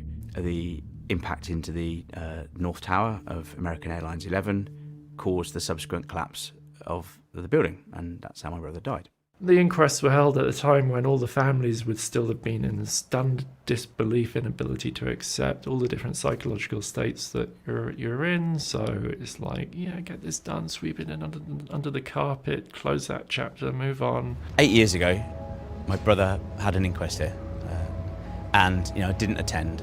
And it's kind of weird standing outside the building now that possibly, hopefully, within 2 years, I'm actually going to be inside that building attending his reopened inquest. So if all things were considered, it's not political, it's not anything else, it's just purely looking at the evidence and the new evidence and the lack of inquiry into that evidence. So much new information has come to light since the inquest, notwithstanding Jeff's own remains, which weren't available, and witness testimony about what happened on 9/11. In May 2013, when we had new remains of Jeff identified, it got me thinking a few years later that perhaps could be an almost automatic way of getting Jeff's inquest reopened. We've got way over what's required to basically get the authority granted by the Attorney General. Well, the legal system is, a bit of a lottery. I don't know about American, I rather suspect it's the same in America, but in England, it's a lottery. But I know these things take time. The wheels of justice turn very, very slowly. So I'd say an awful lot is down to the luck of the draw, as to whether Matt goes before an individual who cares about the facts. He's going to see the stats that show that, 2,600 odd people have been blown into 22,000 fragments. There's absolutely no reason in law why Matt shouldn't win.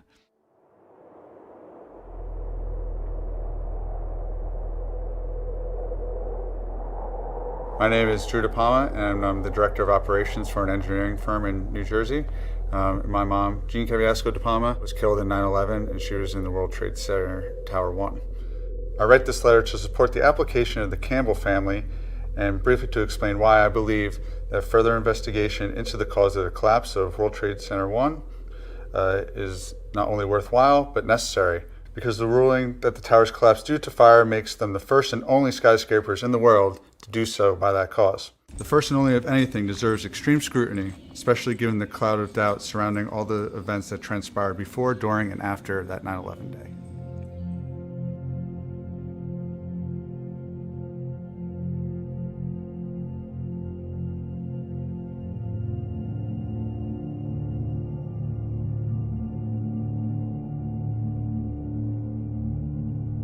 We're at the 9/11 Memorial. This is the town I live in. I didn't live here when my mom passed, but it's a nice remembrance, and I'm glad my town has this for all the people that were affected in this town. I've been part of the town's Parks Committee for about a year now, and we actually just ran a fundraiser to help raise some funds to upgrade the playground equipment.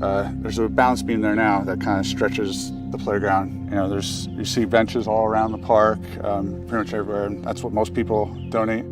But I think we have enough benches. I want some, kids can enjoy. So Drew doesn't really talk about his mother as much as I'd hope.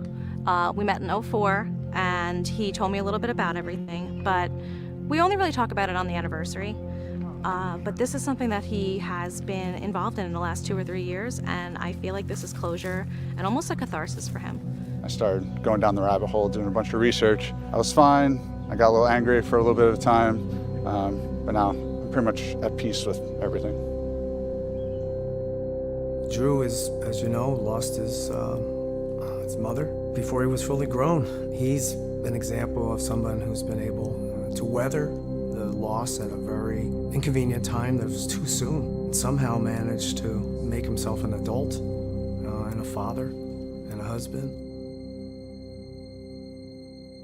This picture was taken in Miami, Florida.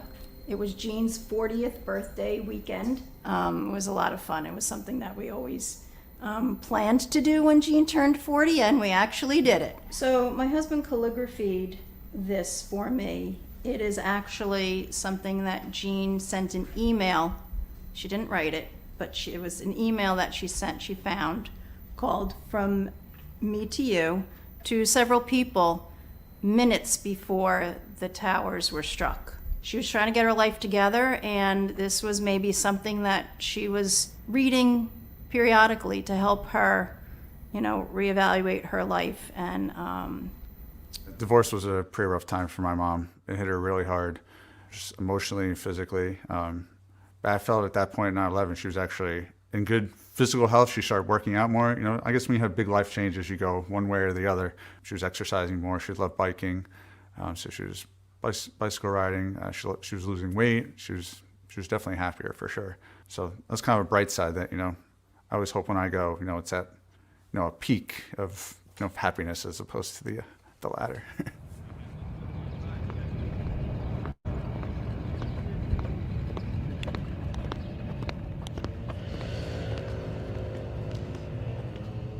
so Jean's name is right here. She works in the city. She's usually out of the house before I even woke up because I drove myself to school at that point. And then she didn't get home usually till late. And when she came home, I was out with my friends. And then maybe we saw each other for dinner. And then I'd be out till whenever. She was probably asleep by the time I got home. Being a kid, you want to be out doing stuff. And like I said, she was commuting to the city every day. I had not seen this memorial before, and I was surprised how immense it is. And exactly from what I read, points right to where the towers stood. Just another normal work day. Dropped Marissa off at my parents' house and got to work. I don't remember the exact time, but my principal came knocking on my door and took me into the hallway and said that my mother had called and wanted me to go to her house. So I was walking through the halls, and there's just a lot of commotion going on. I had no idea what was happening. And then they called, a meeting for the whole school into the gym, and they kind of explained what happened. The the principal explained that planes flew into the buildings that Jean worked in. My mom works there, so it's just like everyone else that day. If anyone knew anyone that worked there or around there, they were on the phone. And so I kind of went into numb mode, I call it. I just didn't have any feelings. And she asked if someone should drive me home, and I said, no, I'll go. And I drove home just totally focused. And when I got there, you just keep seeing those same pictures that's all we had at the time was those pictures of the planes flying into those buildings. And we went home, and I wasn't a smoker back then, but that day I sure as heck had a cigarette. I called their high school, and they had already left.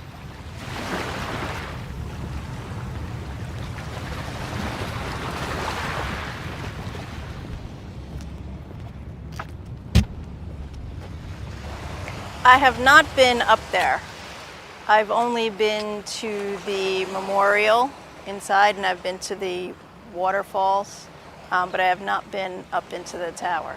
Because after 20 years, you come to a place in your mind where you're, not necessarily at peace, but you've kind of, me personally, I've kind of put it in its little pocket, and then every once in a while something happens, or someone says something, and it kind of brings you back to a little bit of that place where you don't always want to be. The next day, though, my two brothers and my sister went into the city. I stayed home with my parents and Marissa, and they took pictures of Jean, and people were just trying to find people that could find their loved one. And I was probably the most optimistic person in my family. I was like, she's going to come out of it. We'll find her. Eventually, even weeks after that, and even years after, I was like, who knows? Maybe she was in a coma or she wandered off somewhere. I think with a weekend, my uncle, who's her brother, pretty much, he analyzed where she worked, where her office was. She was on the 100th floor, and there was no way that she could have. He just didn't want me to hold up false hope. He pretty much gave it to me straight. It's the chances of her making out were pretty slim. So that was pretty disappointing, to say the least. He could have let me hold on to some hope. But no, I always like people to give it to me straight. Like to do that for other people, so I expect the same in return. I mean, I have to say, when I'm with my niece and nephew, Drew and Jamie, Jean's kids,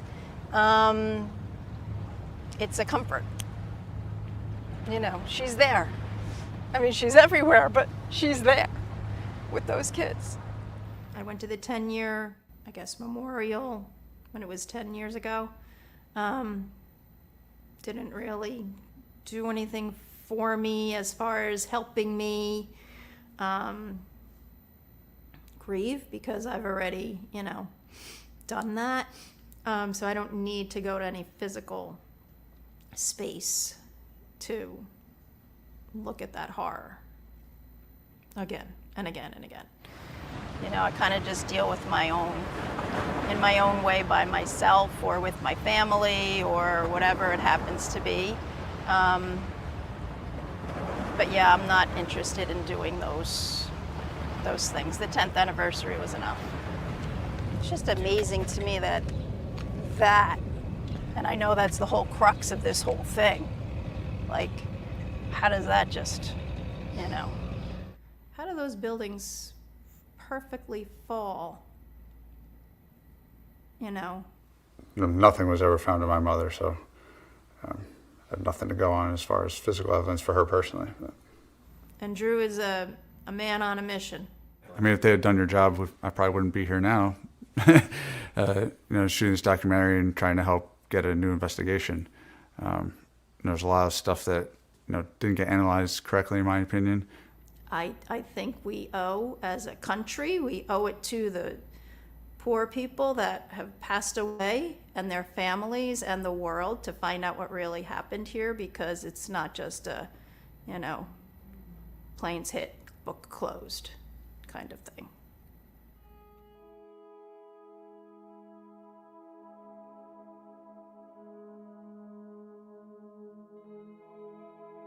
From the time I was a little kid, I was building things. I was always trying to build something.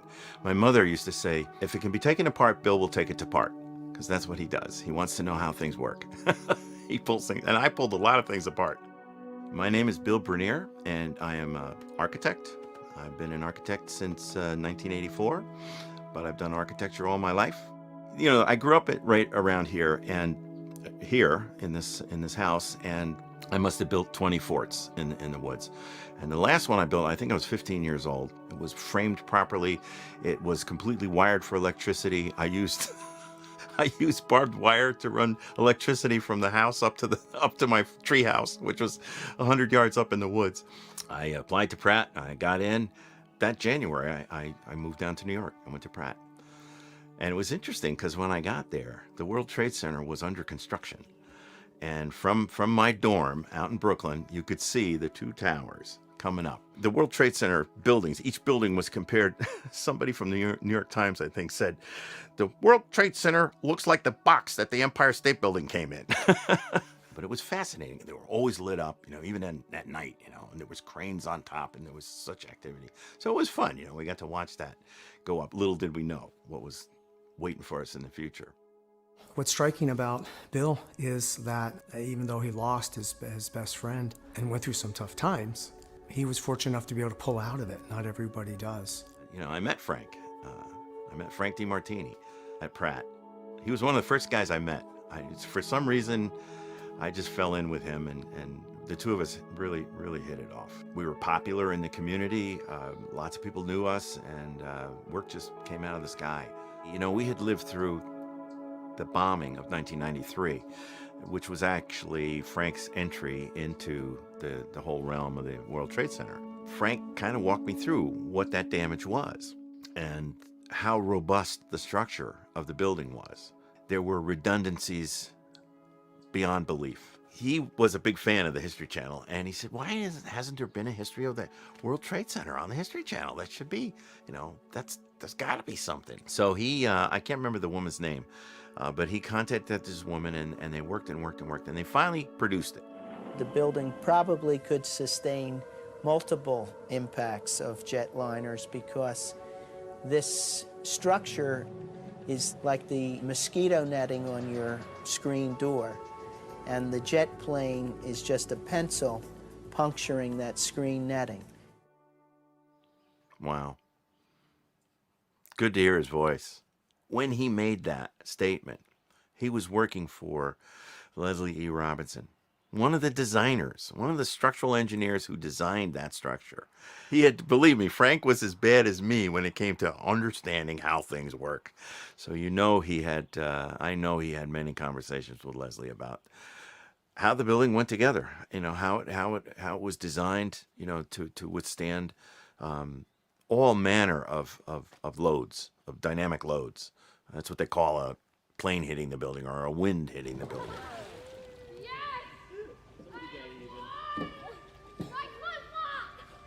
My kids were asking me about 9/11, and it's really hard to talk about it and explain it. And I was curious to what they pick up on, you know, and is it a scary thing? And I can't believe it's almost 20 years. I can't either. It seems like yesterday. I was not in a good place in my life. I had spent some time with Frank, and that was the good part. I had lost my job, and my marriage was not in a good place. You know, things were, I was down and out. There was some excitement in my life because and I was nervous because Frank and I were about to go into business together. And it was funny because Frank, for the longest time, had tried to get me to help him get out of the World Trade Center, you know? So that was exciting, but my day-to-day life was going down to this high-rise in Long Branch, New Jersey, and working on an apartment. And, you know, Frank was going to work at the Trade Center. You know, I was an early riser, and I got up at 6 o'clock. It was about an hour and a half, hour and 45-minute drive. And as I came around the corner, off of Route 80 and onto I-95, that's where the World Trade Center comes into view. And the North Tower looked like a chimney. So I dialed up Frank, and it went to voicemail. And I dialed him again, and it went to voicemail. I couldn't get him. We were supposed to have dinner with Frank I remember. 3 of us. Yeah. We're supposed to have dinner. Our father-daughter dinner was going to be our father-daughter-uncle dinner. I panicked. I just continued south and went to Long Branch. Went to the job. When they told me that the South Tower had collapsed, I was shocked. I was like, that's impossible. But they said, look. So, I see this, and I see this thing disappear into the ground in a plume of smoke. And I didn't know what to think of it. I really didn't. Everybody went into shock. It was just the most bizarre. I mean, it was like an out-of-body experience. And I was just consumed with worry about Frank, and I didn't even think about Nicole. Hello, you've reached Nicole DiMartini. Please leave a message. Hi, Nicole. It's Bill. Hey, listen, I'm up in Fort Greene Park trying to find Frank's bench and his trees. And there's a bench nearby, but it's dedicated to people who passed away from COVID-19. Thanks, Nicole. And he used to live right up this street at 11A, South Elliott Place. But we planted trees just like these. They were just like these, because there was nothing left of the people that perished, I think Bobby McIlvaine, at least they got his body. He was one of the very few. Most people just disappeared. From the Prison Ship Martyrs Monument, when you stand at the base of the monument, you can look out. There she is. Hi, Nicole. Hi, Bill. How are you? I'm good. How are you? We didn't put in a bench. They didn't allow us. They were very strict. They were like, who can put in a bench? Do you remember exactly when that was that we did that planting for Frank's memorial? Yeah, maybe 2003. That's what I'm thinking, the spring of '03. Big pine trees that are right next to the tennis court. Across the walk. Yeah. Yeah. I see them now. Yeah. And they've planted some new smaller ones now that have fences around them. Exactly, yes. So there are a few more that were planted later, right after that, and they didn't really take good care of them. Yeah. This is for Frank too. Wow. Yeah, the crab apples were for Frank too, but it's got some fruit on it. Say hi to Shelley. I will. Well, we're here, and this is it. This crab apple is hers. That pine is his. And that spruce was one of them. I mean, it's not everybody that can say they got trees planted in one of New York City's most famous parks in their honor.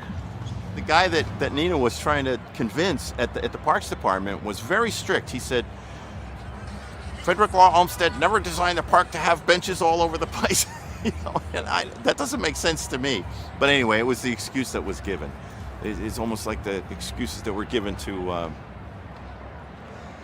us as to what happened to those towers. Just excuses. I didn't really start to think about the mechanics. Here I am, the guy that likes to know how things work. I didn't really start to think about that for 5 years. Straight ahead. I'll never set foot in that Freedom Tower. That's not my cup of tea. I call it the blood building. A lot of people died to put that there. I don't know. Unnecessarily.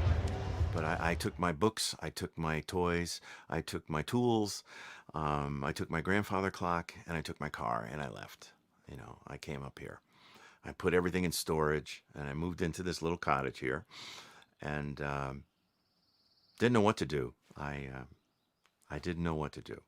And this is where, in this cottage, is where I found architects and engineers for 9/11 Truth. And I look at it as, this is what I do for Frank.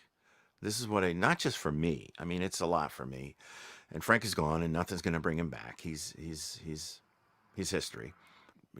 When those explosives tore that building apart, it tore the people apart too. So the saving grace is that Frank didn't feel a thing. He just disappeared. Because so many people didn't get bodies. Nothing. And we actually got not a full body, but we got a body to take home and bury. And we're so grateful for that. Hundreds of parts they would get from the body, and they just said, I don't want it anymore. We can't take this anymore. They would get, every week they get a call. We found, an elbow, we found a thumb or something, and we have a relatively sound body that we got to take home, and that, we went home and buried him a week. So it was Tuesday, a week after 9/11, we buried him. Or it might have been sometime that week. Our dogs are buried here, so I go to Bobby, put the flowers in there, and that's, I've been doing that for 20 years now.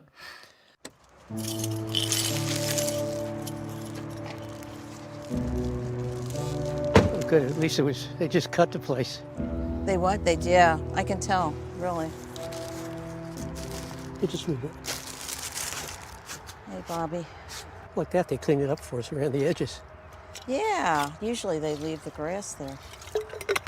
He'd love the yellow and purple flowers in Yeah. there. All right, I'm going to go up and clean the bench. All right. I'm just going to sit. Not one cleaning, that's it. Yes, I'm going to sit and just think about Bobby. Clean away. Just get this stuff in. Where are those stones from? Well, it's the same, mostly from, Ground Zero and Japan, but I've added stones. I know this didn't come from Japan. We would have never been able to carry it. We did 2 stone walks. I think we did maybe 3 stone walks. One in Korea, Nagasaki to Hiroshima. We pushed a 2,000-pound stone, and on the way we're talking about anti-war. That 9/11, we think war is the wrong decision. The Buddhist monks, pushed with us. Now we're talking days at a time. I mean, talk about how friendly you can get after days. I mean, if I was a religious person, I would become a monk tomorrow. All right. Now, can we sit for a minute? Yeah, you can sit. You're going to stand? No. Okay, we did it, Babalu. It looks beautiful. Look at the flowers. It's we got like some, yesterday or 1,000 miles back, 1,000 years back. Seems like 1,000 years. Yeah. Sometimes it feels like yesterday afternoon. What is not considered often is the other victims of 9/11, like the 30,000 soldiers that were involved in the war since 9/11 who have killed themselves, the 7,000 that have died, and all the people that are handicapped and disabled, as well as all the first responders that are getting sick and dying. So America's got to change. America's got to grow up. The people of America have got to grow up. They've got to get out of this they would never mentality. If they would never, then, they would never lie about the environmental impact of 9/11 causing upwards of 70,000 9/11 first responders to become sick and dying. This government is more than capable of anything. Anything. That's why I've gone into history. History is so important to me because we've been doing this bullshit forever. And, we're saying that we're leaving Afghanistan, but how many mercenaries, how many thousands are we still leaving there? It's disgusting. I mean, we've been dealing with these people. We've dealt with bin Laden for 20 years. And suddenly he becomes, in 98, becomes the boogeyman, the bad guy. The people that were in Iran-Contra, Lee Hamilton, in 92, 93 had hearings on it, and he dismissed everything. He got it off the books. And guess what? Who's leading the 9/11 Commission? Lee Hamilton. So if you put all these together, it's bad news. It really is bad news, and it's a horrible, horrible cover-up. That was presented to the world as the definitive account of 9/11. First of all, they only answered 30% of the family's well-researched questions. There's so many things. Of course. By choice, by design. And that keeps us discussing back and forth. We've been doing this for 20 Which years. is why I can't say definitively that I know what happened on 9/11. I couldn't tell you one way or the other what happened to those buildings.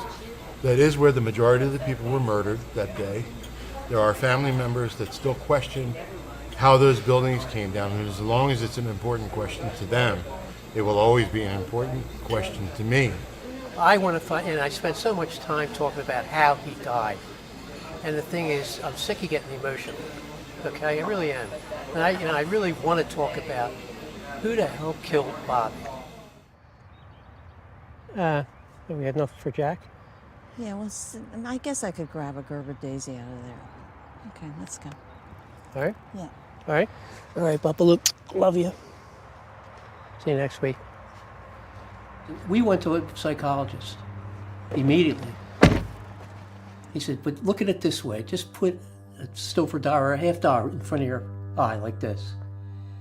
Okay? And he says, that's right there. It's in your face and it's going to stay in your face. But eventually it just starts moving away. And as that moves away, then you can see over here, you can see over here, but it's still there. But eventually it moves further out. Then you can see this way, you can see this way, but it's still there. And eventually it keeps moving out. And it's the truth. We can laugh now. We have fun things, but it's always there.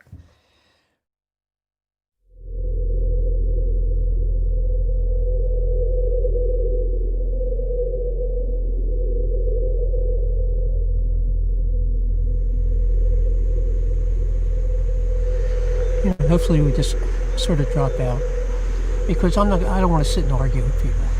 I just think it speaks for itself. Obviously he's dead, right? So, I have this. And then, so a doctor confirming and not confirming it, it doesn't mean anything to me. A medical professional, I might say you're a medical professional, I come up to you and say, this is 9/11. They'd probably be scared to death to say one thing or another.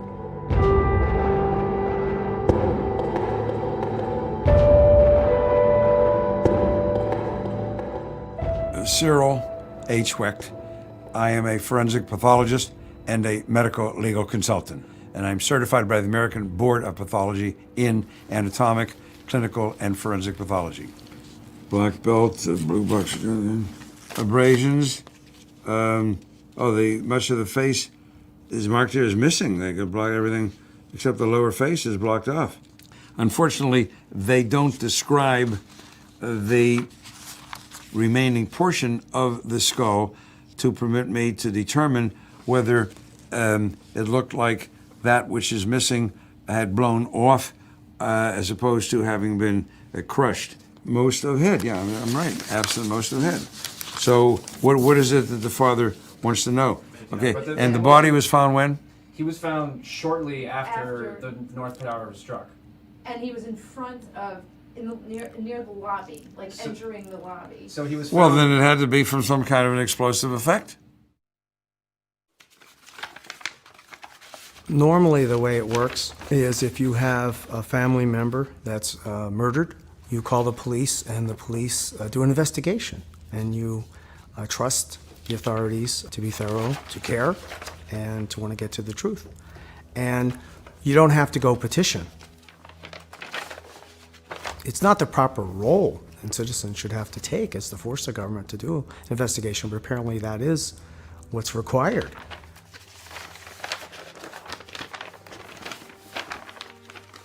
All right, another day. Later, come. We're at Point Mountain Reserve, and every 9/11 I go for a hike to remember my mom. It's better for me, instead of going to a church or memorial. I just like to be by myself, with the ones I love, and that's how I deal with things. I've been to the site a number of times. I've never been to the museum. My sister invited me. I really have no want or need to go there. I find it probably mostly depressing. She confirmed my suspicions. She said it was great to do once, but probably would never do it again. 20 years is really just a number. I know for most people who don't deal with it every day, 20 years is a big deal.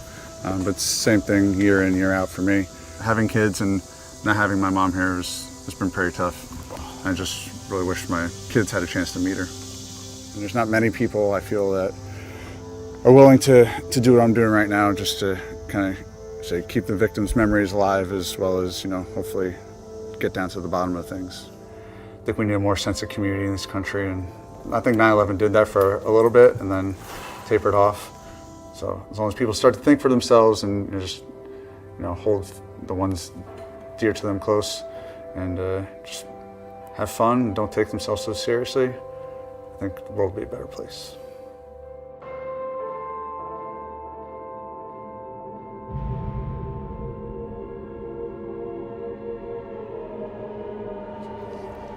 We're going to get some flowers in London, aren't we? I've got them here. Have you got them with you? Everything ready, yes. That little bag? Yes. It's going to bring that in. We so here's a random thought. Yes. We call it 9/11. Yeah. But you know that's weird. I know. And in fact... But would you ever call it 11/9? It just... No. Does it have a significance, 20 years? I mean, it's just one of those things, it's like... Well, it's no different to any anniversary. It's kind of, oh, you know... yes, but For anything. from It could be America. wedding anniversary, could be, you know, it's a strange thing to give. Why does the 19th anniversary have less importance than the 20th? Well, in a few minutes' time now, we will be arriving into our next station, Gatwick Airport.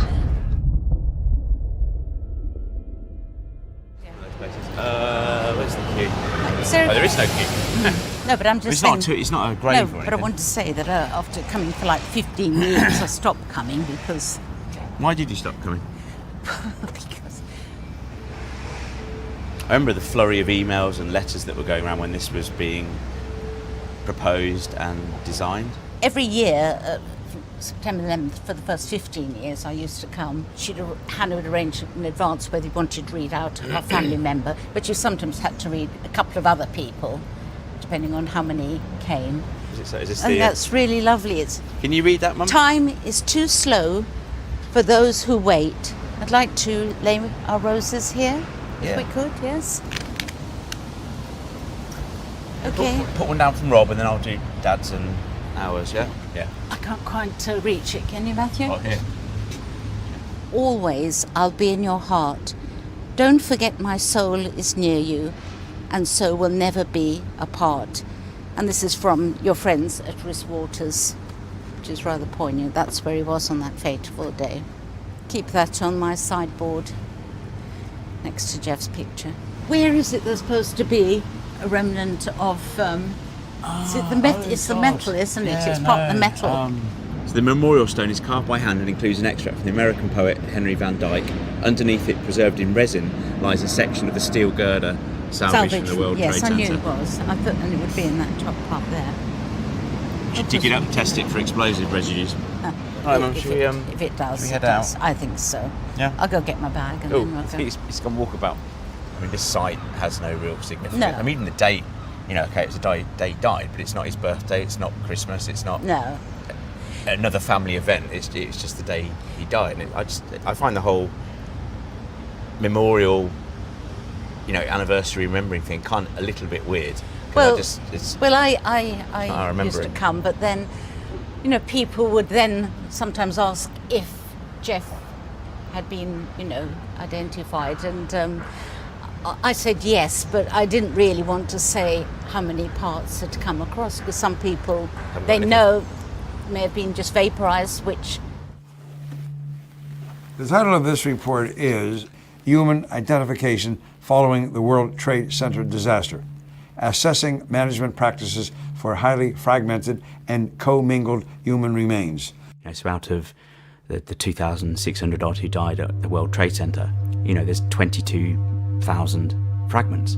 Medical examiner personnel were initially caught off guard by the degree of destruction and fragmentation of the recovered human remains.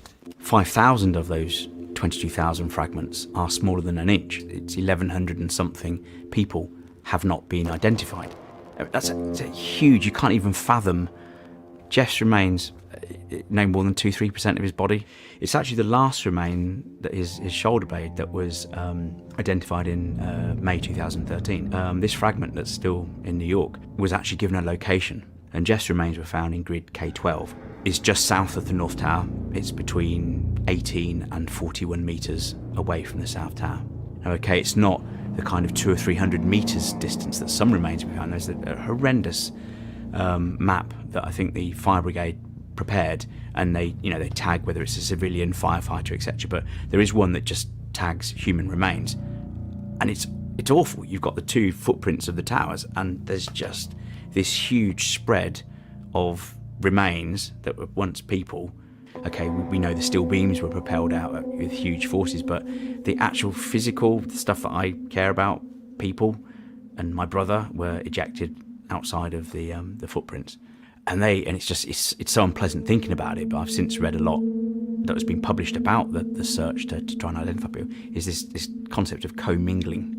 The explosive force that blew over fire trucks and peeled stone facades from buildings also disintegrated human bodies, turning bones into flying shrapnel. The tidal wave of debris that carried human remains blocks away, depositing them, in some cases, on top of buildings, also fused soft tissue into bone fragments. And that basically means the impact of the force of the explosion, not just the pancake collapse, whatever, has actually mingled remains into my brother. And so the only explanation she could give me was they couldn't get a clear single DNA match in those remains. So I just got this horrible vision of other people's remains being removed from my brother's face. It was just, That's not going to happen from crushing. A building collapses and 2 or more people are crushed. I can't envision a situation in which the soft tissue of one victim is hurled with such force as to become embedded into, attached to a bony fragment of another victim. I can't envision that. And one of the things I always pondered about is, okay, there's all this massive degree of fragmentation. Some people, nothing found at all. But you also had fairly large parts of people being found. I mean, there was one guy at the inquest, same floor as my brother, 86% of his body was found. I'm not going to say it was, but, he was one of the 2 family members that actually bothered attending. I mean, there you go. But he's just there going, I don't understand why, because everyone kept being read out, small fragments, small this, 2%, and he's sitting there going, how? And for me, the unpleasant conclusion I've drawn is its proximity to explosives. So if you were very close to the explosives, there's not a lot left of you. That's something I've always, thought about, although it's quite a dark topic to kind of touch on, or thought to have even. This is a strange situation. I hope that the architects and engineers and others who have studied this horrible tragedy and who have expressed their opinions will be given the opportunity to testify in public. I hope that happens, and I'm amazed that it has not yet happened. I've been holding a vision in my head of standing outside this building after successfully getting the authority from the Attorney General. It's not the coroner's court, but it's that important step after the Attorney General. Exciting is the wrong word, but it's like, we're actually at this point right now where I know that, myself and, Mum and hopefully Dad and Rob will be going up to London and actually submitting this to the Attorney General. Okay. Do you want to wear your hat now, Mav? No. You do. Are you going to wear a hat? Only for the photo. Here we go. You all right? Yeah. Do you want me to sit in or you sit on the edge? Yes. Let's assume that the Attorney General grants his authority. An order will go to the High Court to quash the original inquest and to open a new one. The High Court typically sides with what the Attorney General has decided. Right. So, we're hopeful that once the Attorney General says yes, grants his authority, it should be a formality for the case to be pushed to the West London Coroner's Court. The question then would be, after the court case, how I feel then. And it's been hard work over a year to get everything together to actually come to this day. A couple of weeks before the 20th anniversary is it's a massive achievement.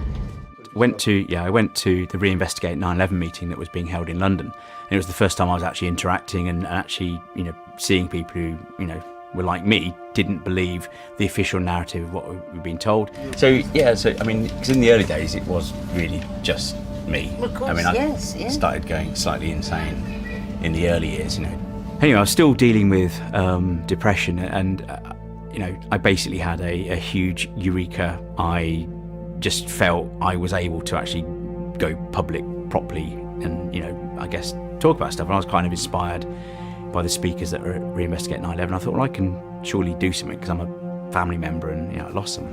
I think that all of us together as applicants, it helps the case, I guess, to a certain extent. Hi, we want to go to 54 Doughty Street. Doughty Street. An Evie, that's Henry. The place is like a ghost town, and it goes all the way back. They have a lot of space, so if you want to get a meeting room there, I'm sure. We just need to smuggle all the film gear in so that they don't actually know we're in there. But I'm sure it'll be fine. we're waiting for Ian Henshaw Okay. to turn up. You know, you can't predict the future, but this could be the moment that changed everything. You know, I'm not 100% optimistic about that, but it could be. If you don't even try, then you've lost to start with. So, and how much Matt's tried. I mean, this is just like Matt's day today. Well, today's the culmination of a lot of hard work by a lot of people. Where it goes beyond here, who's to say? We'll find out, I guess, in probably a few months. In this box, we have just shy of 3,000 pages. This is a cover letter to the Attorney General. Eyewitness statements from first responders who were there when the three towers collapsed. These first responders who are willing to support our application, but also in court, prepared to be cross-examined as witnesses. Yeah, I'm hopeful that we can actually change the verdict of what caused my brother's death, that it was explosives that ultimately killed him. If the senior coroner at the West London Coroner's Court looks at our application, decides it has enough merit to reopen my brother's inquest, he can sign that consent order and it will speed things up tremendously. And we could be talking months instead of years to actually get this stuff into court. When I looked at Jeff's remains, for me, I wasn't really looking at my brother. I mean, for me, the physical form, the 3D form of Jeff has gone. That doesn't mean he's not, in the stardust and around us all the time, I think you should be proud of all your efforts, and Jeff. Hope so. Sure, Dad is too, in his own way. So I have hope. I think at this stage, it's too premature for me to be thinking too far in the future. The application has been submitted. Where it leads after that, I don't know. But I'm just pleased we're here, it's submitted, and we'll see what the future brings. My wife's always said she sees me, visions of me outside the High Court, and we've got it there. She can't really see further than that, but she just has this vision. She likes me wearing a shirt occasionally, which I've done today. She just sees me outside the court. Am I going to get a haircut? No, I'm going to keep my hair. It's growing on me. It'd be fun just to annoy Mum.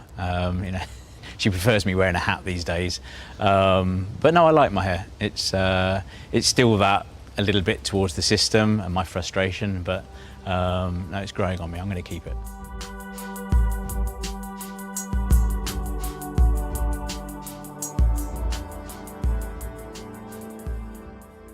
Thomas Merton had a phrase that he coined called the unspeakable.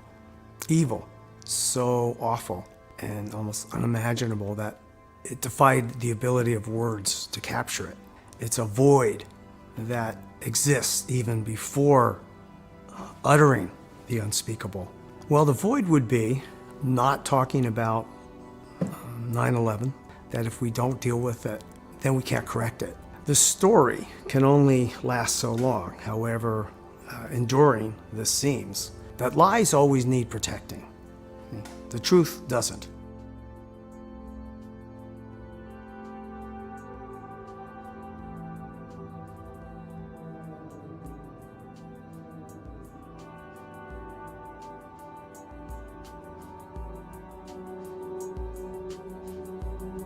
Magandang umaga po ulit sa ating mga kasama na nakasama po dito sa ating special broadcast.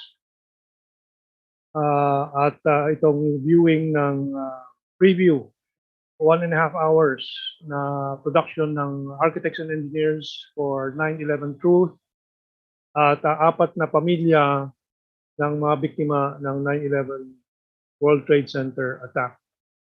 And merong isang bagong impormasyon dahil 20 taon na sinusubaybayan itong storya. Meron pang bago pala na matutuklasan taon-taon. At ito pong aking natuklasan ngayon lang po after 20 years of watching, following, observing and studying these information and evidence.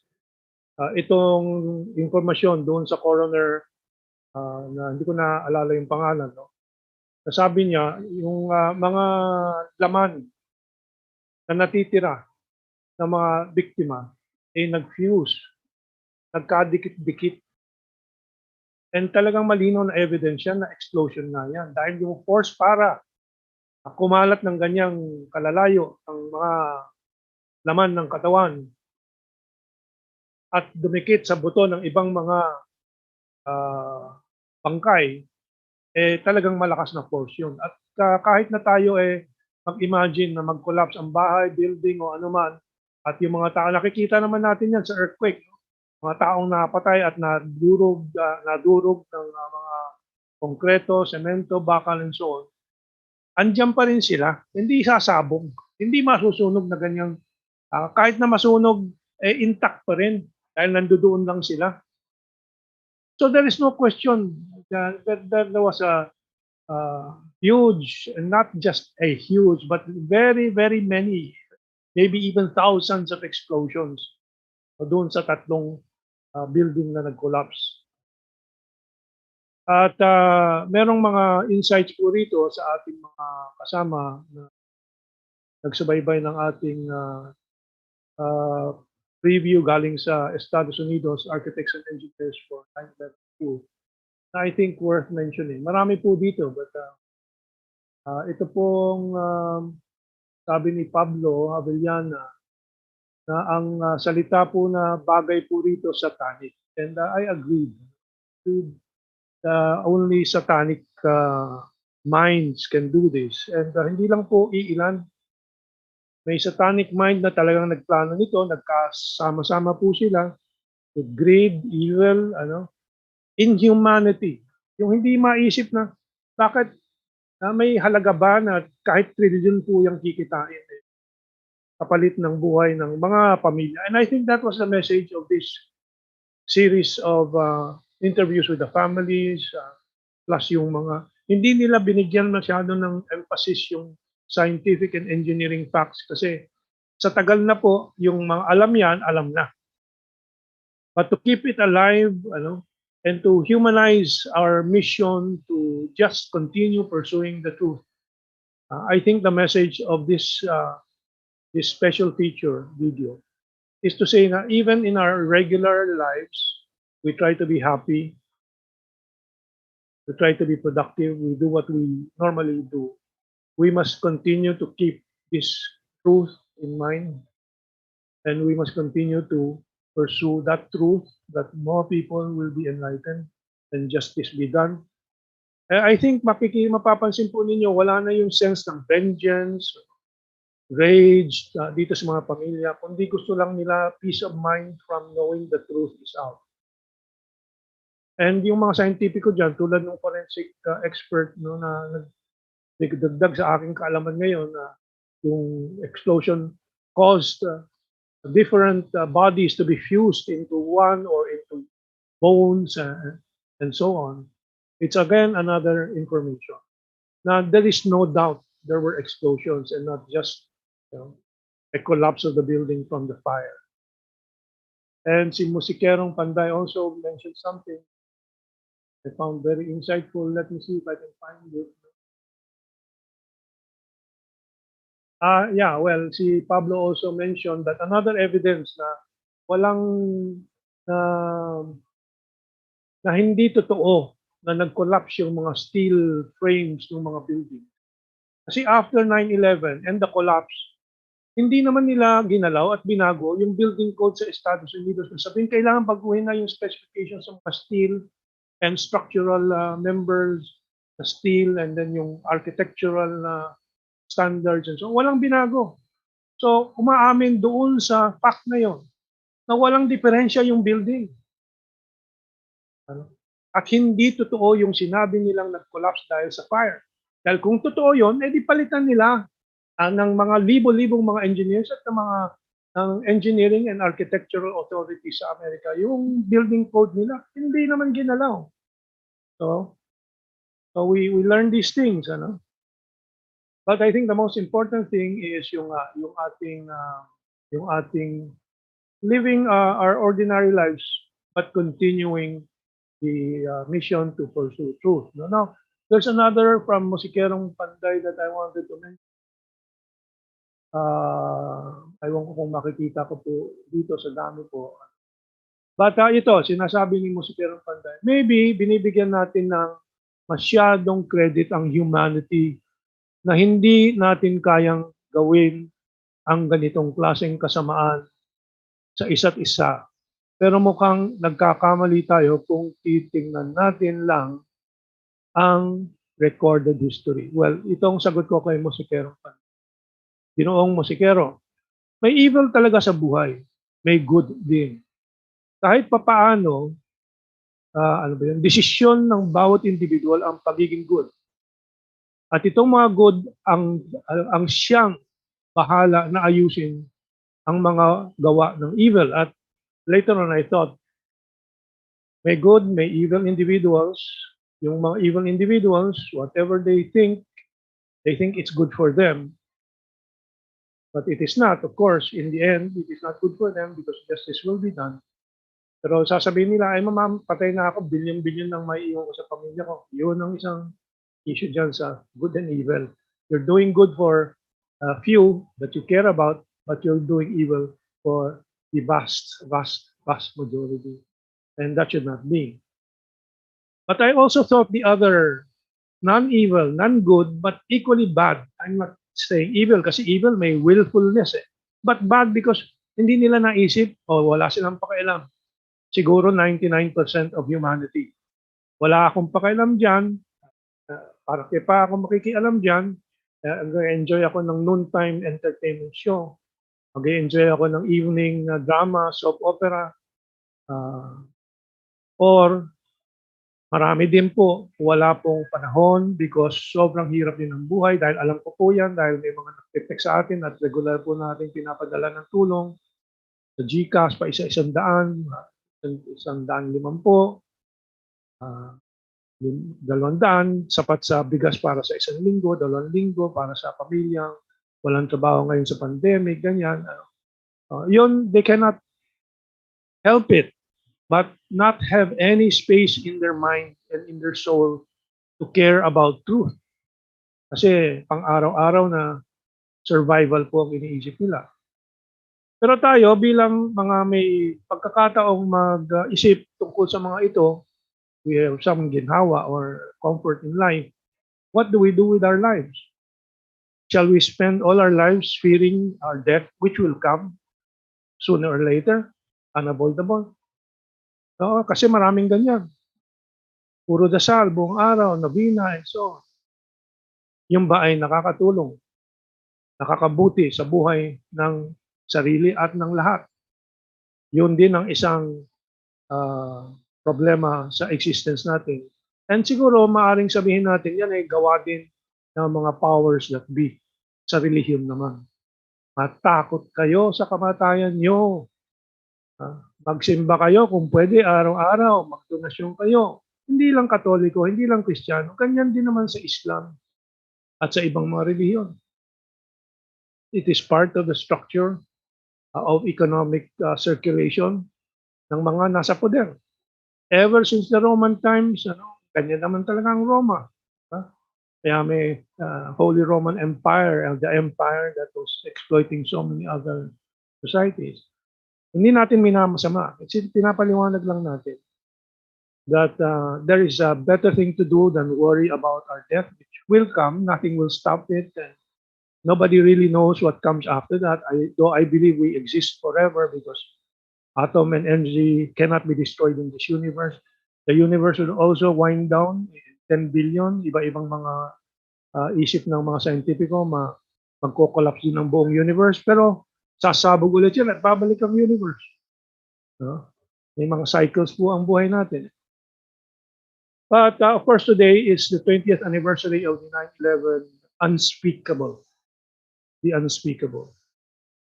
So if there are any comments, you can go to our chat room for a while.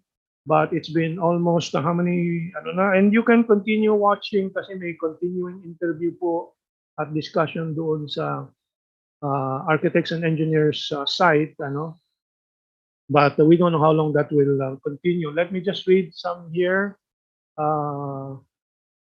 Sabi ni Eloisa Tino, store at least one of the copies of the video you make in offline storage so it will be beyond hacker reach. Yes, we will do that. And I think, of course, the architects and engineers will be doing the same. Dito sa US, napakaraming comments po kasi, of course, involved sila. And maraming magandang comments. You can also visit the site if you want to read their comments yan. Let me just visit again some of our own sites here. Si Dang Reyes, pinapaalala natin dito sa ating birthday din kasi September 11. That's right, that's the other signature.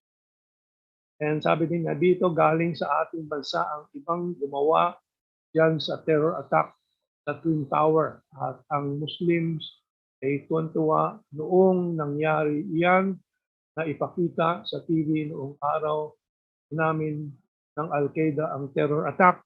Well, yung pagkaamin ng Al-Qaeda, mukhang history has denied that because, of course, Osama bin Laden himself denied that.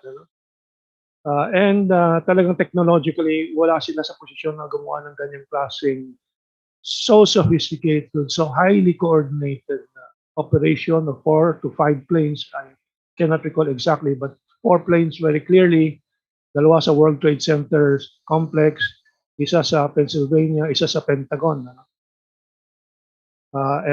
So, of course, maraming ibang mga theories na yung sa Pentagon, hindi Boeing 7, ano bang model yun, basta hindi passenger plane, kundi cruise missile, which is borne out by the fact that yung butas po sa Pentagon, napakaliit na hindi magkakasya ang wingspan po ng passenger airline, and so on. So napakaraming mga questions. All we know is the laws of physics that we see, including yung pag-fuse o pagdikit-dikit po ng mga parte-parte o mga elemento ng iba't ibang mga katawan into bones and so on na hindi po mangyari kung walang explosion and so on.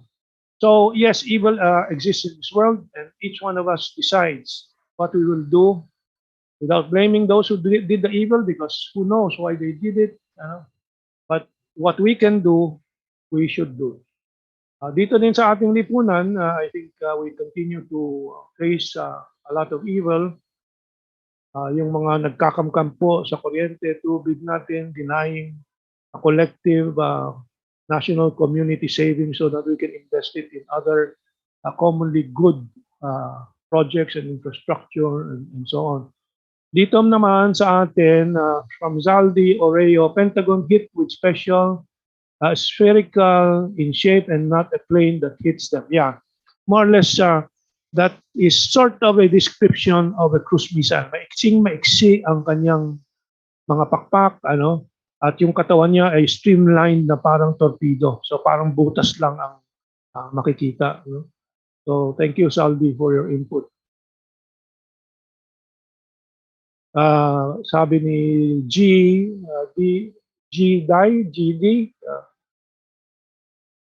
isipin mo mga Western media during live broadcast ng World Trade Center, alam agad nila na terrorist attack yun. Talagang, kasi meron ding eksena doon na biglang pumasok isang nagsasalita.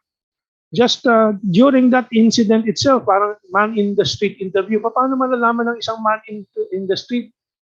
At yung individual na yun, nagsasabi, talagang terrorist attack ito, ganito. Buong storya, sinalaysay niya. Na wala pang investigasyon, wala pang news reports, it was ongoing. That is how you frame yung public perception. Yan ang paggagabay ng pagcha-channel ng public perception ng mga nangyayari. Habang tulala pang publiko na, ano ba nangyayaring ito? So, conclusion nga ng iba dito sa nag-message sa atin, inside job talaga. And I have no doubt after 20 years, and itong mga narinig natin po at napanood natin, hindi po nagdududa sila that this is an inside job. Let me see dito sa kabila. Okay. So I think that's about it. It's actually po, ako ay talagang nagpilit na broadcast today kasi nga importante itong araw na to. Tayo ay makiisa sa mga biktima ng 9/11. Tayo din ay naging biktima, ang buong mundo naging biktima Sa Afghanistan po, ang recorded civilian deaths ay over 100,000.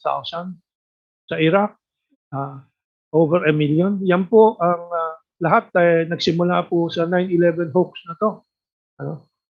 Sa Libya, Syria, saan pa, Yemen, milyon-milyon po ang namatay. Hindi lang po itong 3,000, less than 3,000 ng mga Amerikano at mga Europeano, and some Asians, and I think some Filipinos also died in the World Trade Towers collapse or terror attack.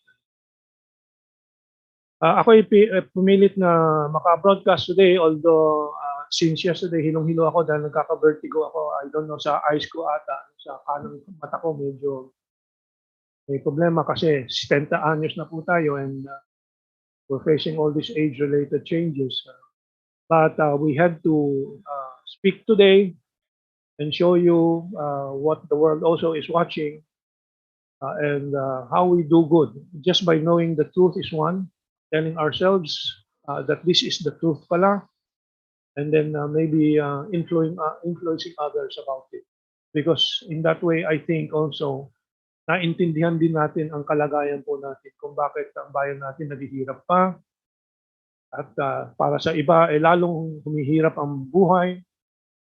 Kung bakit ang ating marami sa mga kabataan po natin walang kinabukasan dahil ang edukasyon lumalala ng lumalala, ang kondisyon. Kung bakit natin dapat baguhin ang media, bakit tama po yung pagtanggal ng prangkisa sa ABS-CBN, at marami pa pong kailangan gawin sa media po natin. So, all this. Merong imang mga dagdag na mga komento dito from Ampi Dulay. Hi, Mentong, good day po. Thanks for your convincing arguments. Discussion, sabi nga ng ancient philosopher, if you light a lamp for somebody, it will brighten your path. Yes, we are doing that, being together here in this commemoration of the 9/11 truth.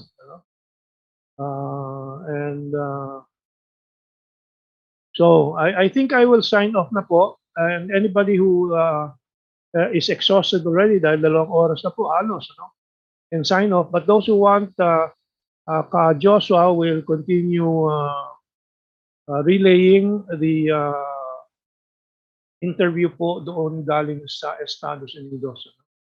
So Ka Joshua, can you do that? Let me see his response. Ka Josh, can you do that? Ibalik mo na. Okay, sabi dito. Okay daw. O sige, so I will keep my monitor on, but I will mute and stop my video, but I will be with you throughout watching the interview of architects and engineers for 9/11. Okay, but in case something comes up, I will get back on screen. So Kajos, i-roll mo na ulit.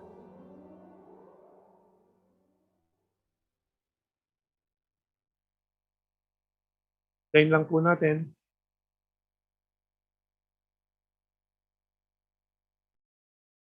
Naayos lang ni Ka Joshua.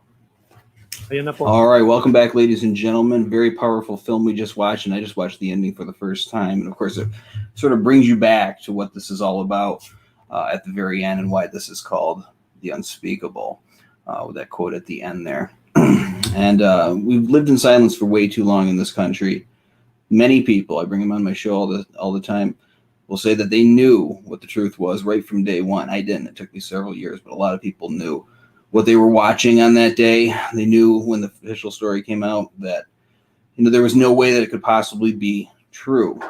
So, it is up to us. And actually, there's a quote that was made in this film, and I didn't want to pause it to get the quote, obviously. It just kind of comes and then it goes. So I may not have it perfect, but it says, it shouldn't have to be the role of a citizen to do a proper investigation. And that is true. It should be the role of our government and the institutions that we trusted. But we did not get a proper investigation, as most of this audience knows. And if you don't know that, if you're just tuning in for the first time, you can certainly go to AE911truth.org. You can learn more about the evidence of controlled demolition at the World Trade Center on that day and spread it around, spread this film around. And that is why we're doing a fundraiser right now. We want to get this film out in front of 2 million people, I've been told, for the money that we raise. And one donation of $25 can get this out to 2,000 people. Again, imagine presenting the 9/11 evidence to 2,000 people, or just showing them this film. Imagine a screening, an entire movie theater full of 2,000 people, hearing the stories of the 9/11 family members that are featured here tonight. So you can donate by going to ae911truth.org. Don't do it all at the same time. We don't want to repeat the issues from earlier tonight, but please go there. You can hit the donate button. $25 gets us out to 2,000 people. You can be a part of that. And we couldn't do the work that we're doing here without the supporters like you who back us up. Also, we want to hear from you. What do you think about the unspeakable? We want to hear the constructive criticism of our supporters. We want to hear your suggestions, or if you just thought the film was perfect, please tell us that too. That encourages us and encourages the people that appear in the film. You can write to us at ae911truth.org. Now, unfortunately, because of a last-minute issue, Rosie will not be showing up tonight, so I'm going to be jumping in. It's going to be just another day at work for me. We're going to have a big video 9/11 free fall, and I'm going to be conducting the Q&A for this session. And our guests are just joining us as we go here. So I'm going to introduce first Drew De Palma, who appears in this film. He's the son of Gene De Palma. Drew was 17 on September 11th, and I've had him on my show before. He's got a very interesting story to tell, so let's add him into the stream. Welcome, Drew. How's it going? Good, good. And he's joined also by Bob McIlvaine, has been very outspoken over the years, as this audience knows. He's the father of Bobby McIlvaine, who was 26, killed as he was entering the North Tower lobby on that morning. We have the Bobby McIlvaine Act here at AE 9/11 Truth, draft legislation that if one courageous congressman, and you might be watching tonight, you might want to keep it a secret from your peers, but you might be watching tonight.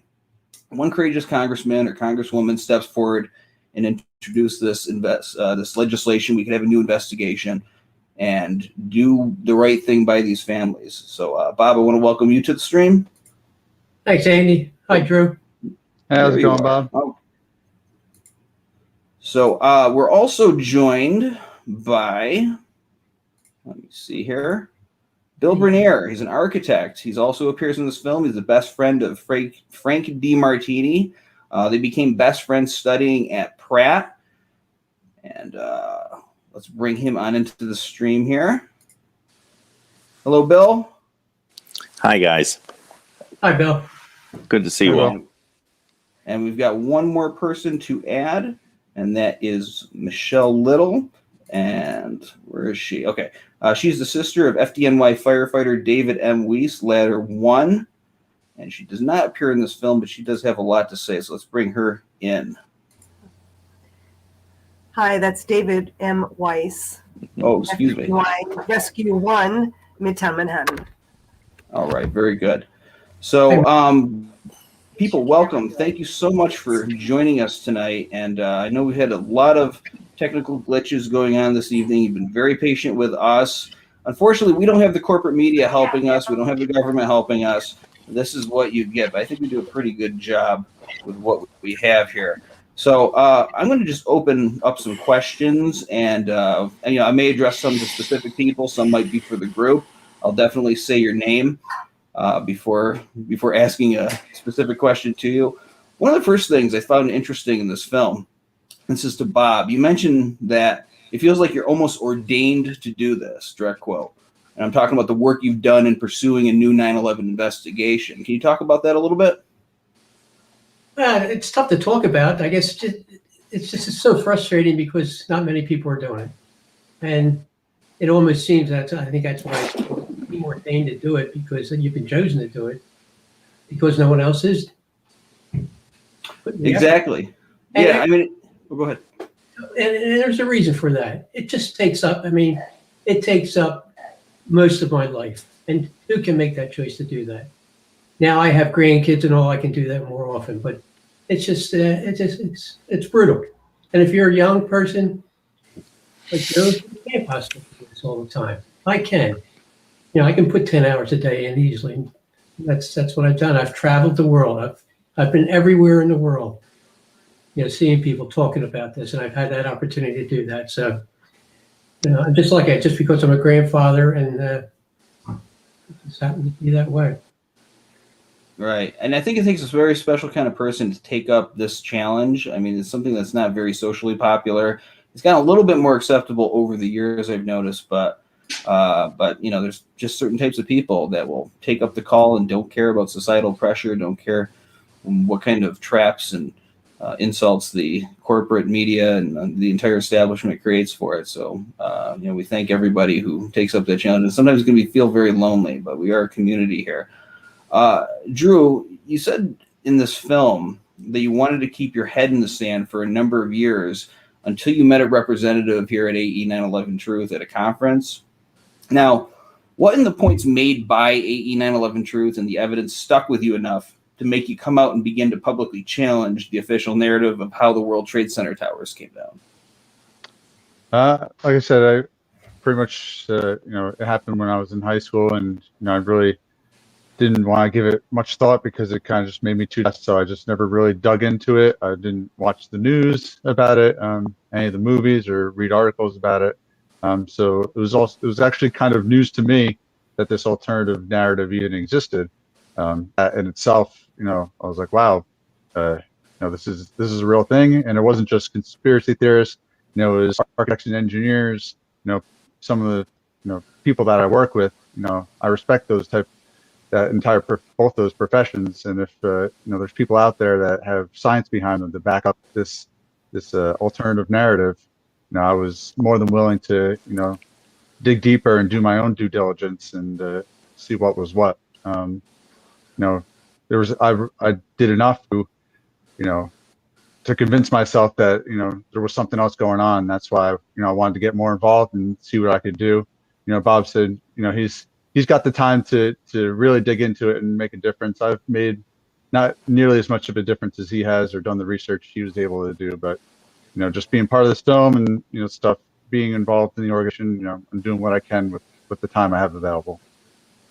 So is a lot of people, and we appreciate you for that. I've heard the expression, and this was out of old World War II propaganda, so not necessarily a good source, but it's a good message to apply to 9/11 Truth, is that small things done well every day are going to be what win it for us. And it's the culmination of so many people doing the small things just a little bit, whether you put out the literature on a subway seat, for someone else to pick up, or, just talking to a friend about it. It spreads the word, you plant the seeds, and then the returns come back in ways you might not expect or even see for yourself.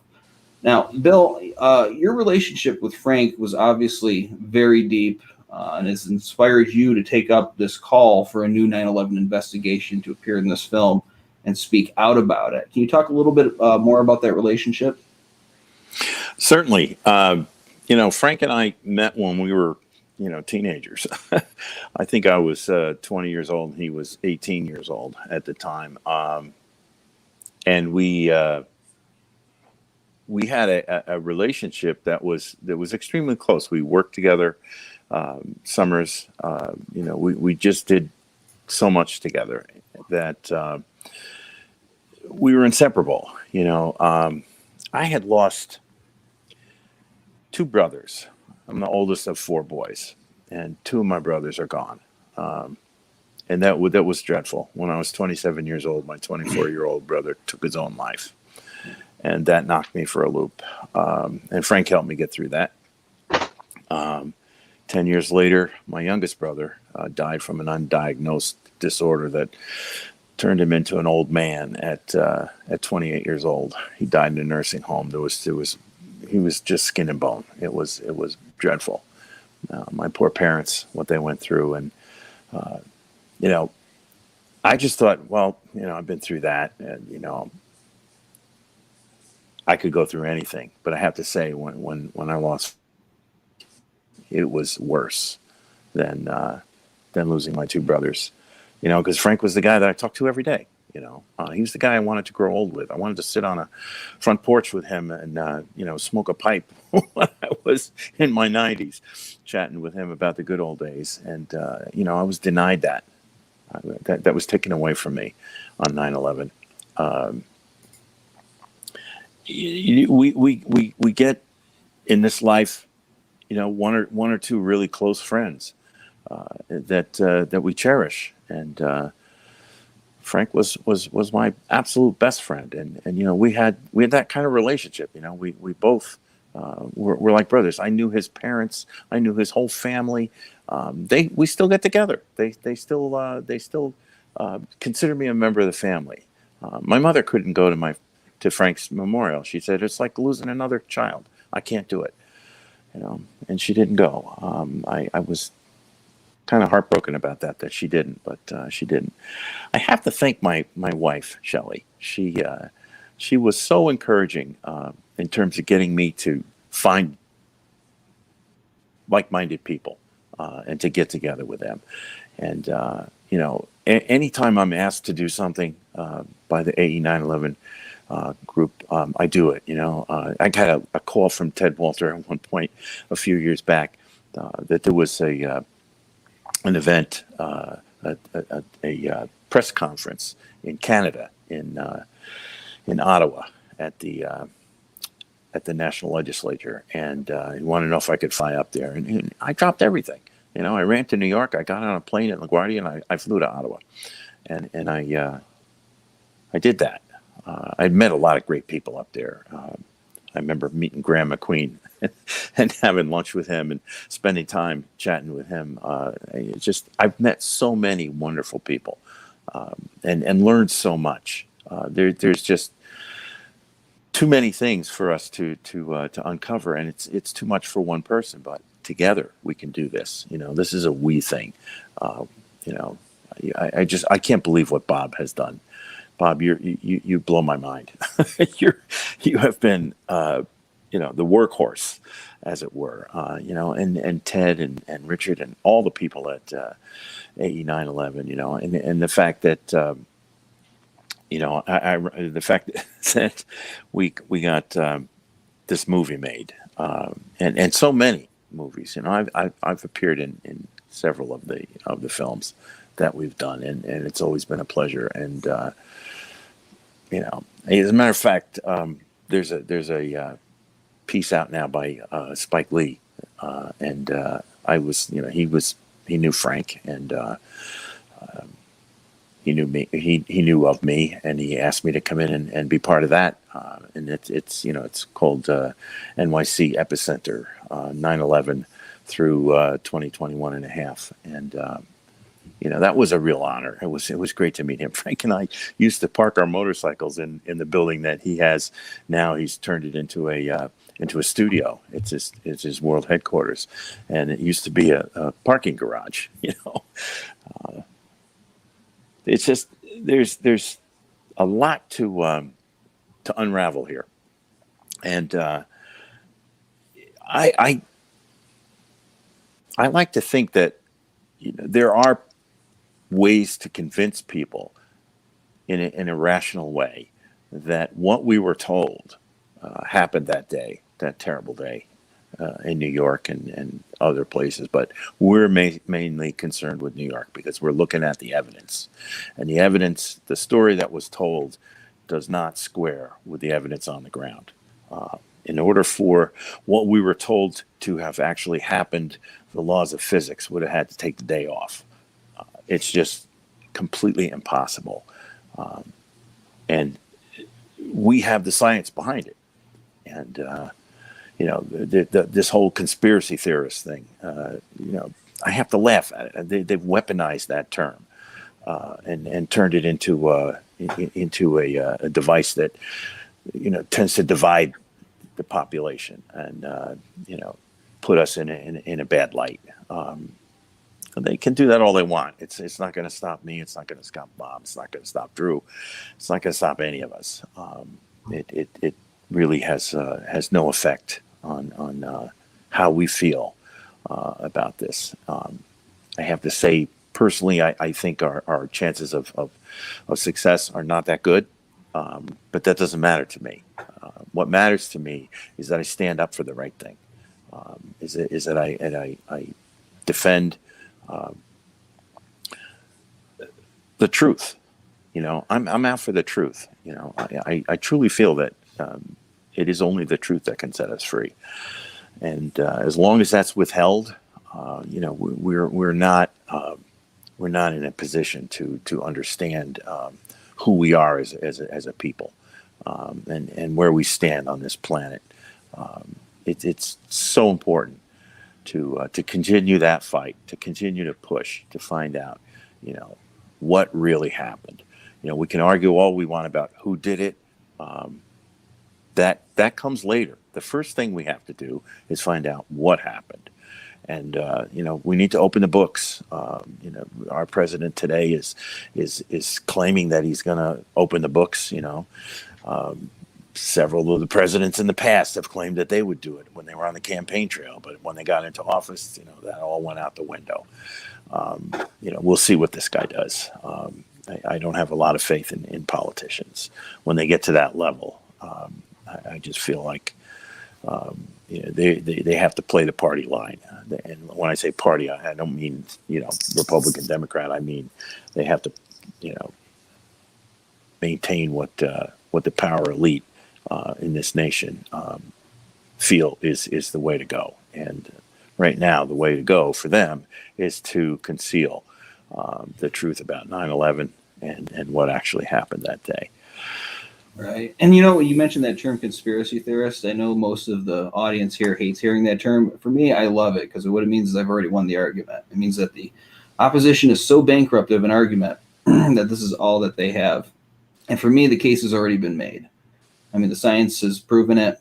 So many evidence points that we've put out over the years. The case has been made for the explosive demolition of these towers. To me, now it's just a psychological issue, and it's a societal issue. Getting over these roadblocks put up by corporate media, by government officials who just don't want to do their job and address these very reasonable and very important questions by people like yourselves. Now, Ted's watching me in the background here, keeping an eye on me. Did we lose Michelle here? Because I just noticed the screen.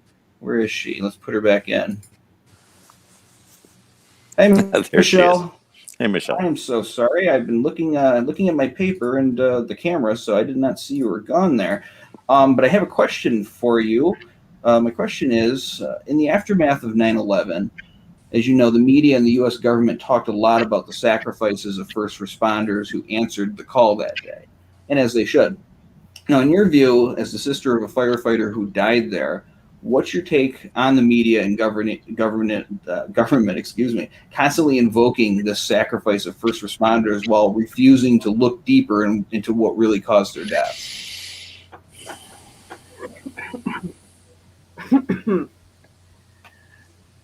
I'm not sure. I'm not sure how I want to answer that question, and I really wasn't going to go into stuff like that with you, Andy, today.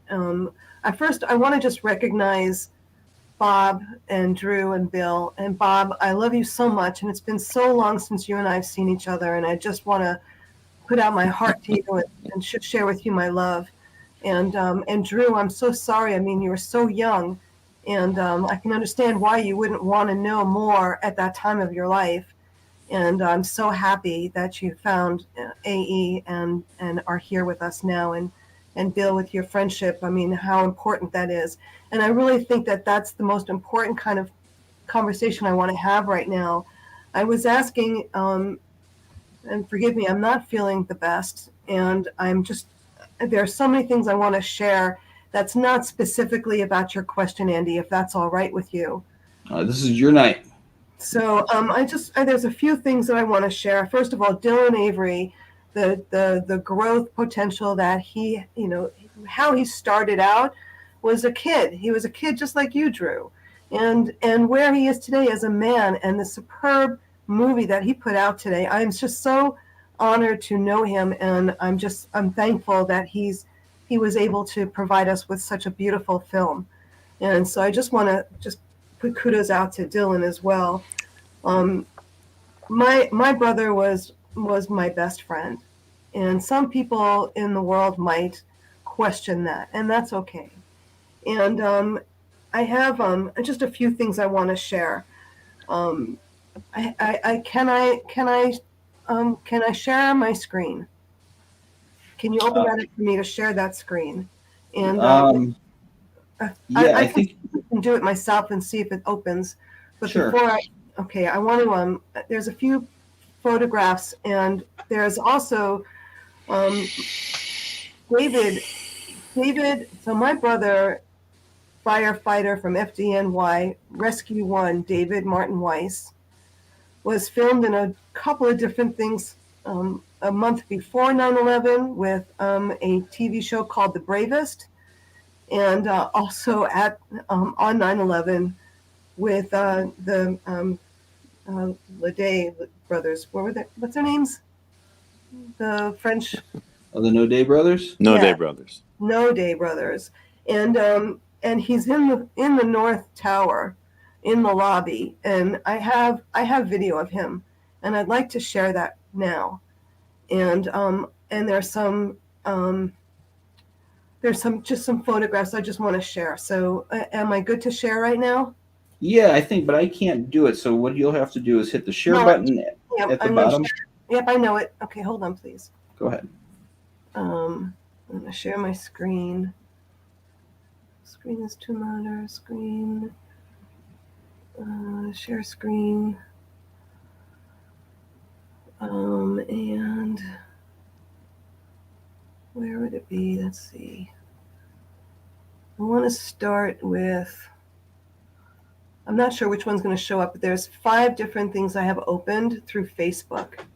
So, so this one, can you see this? Yeah, let's make it nice and big here. Do you see the men here? And on the right side it says the 9/11 silent walk. Are you all seeing the same thing? Mm-hmm. Okay, because I can't see you guys anymore. So it says operating the North Tower on Tuesday, 9/11/2001. Rescue 1 lost 11 members. Members were reported to be on the uppermost floors and were last heard communicating with Squad 252. As Squad 252 was reportedly off a floor below them and heading up to assist them. Both perished that day. So this is just one of them that I want to share. The next one, and I don't know if it's going to let me do it from here, but I'm going to go ahead and share. This is, do you see the next slide? I still see the same image. Same one. I didn't think it was going to let you do that. So let me, hold on one second. I got to stop the share and come back to you guys and share my screen again and go to my Chrome, and I think I'm just going to go up the screen here and see what happens. This is my brother. This is David Martin Weiss, Rescue 1, and behind the Rescue 1 truck. And then I'm going to stop the screen again, so I can come back to you and show you the rest of what I want to show you. StreamYard. Share. Chrome. Going up the screen. Let's see what happens. It's the same picture. Okay, hold on. I'm so sorry. I thought that I would be a lot better at this than this. I know. I think this is a very important thing to do because, again, it adds a story to the tragedy. You know, we hear about the nearly 3,000 people who died, and it becomes sort of this repetitive number that kind of gels in people's minds over the years. But to think about the fact that those nearly 3,000 people all had lives. They all had ambitions, hopes, dreams, and then one instant, you know, all of that changed. So I'd like to hear the stories, the personal stories of family members about people who were there on September 11th. And it's great to be able to look at their pictures as well. Mm-hmm. I'm trying to get back to you guys, so bear with me. I'm so sorry again. Where are you? Here you guys are. All right, so I am looking for the video of my brother that I have set up here, and I'm trying to find out why I can't show it to you, so give me a moment. I have to open up this screen. Why can't I show you this screen? All right, I'm going to try one more time. And here we go.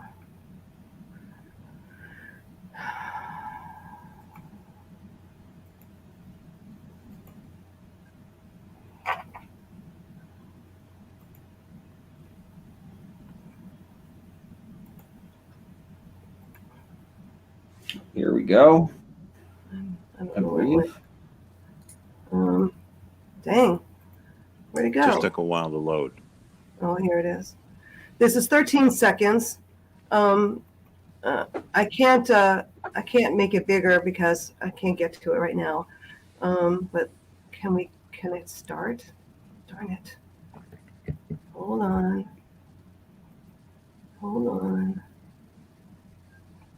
It's over here. Wow. This is my brother. Look at him. Watch. Looks right at you.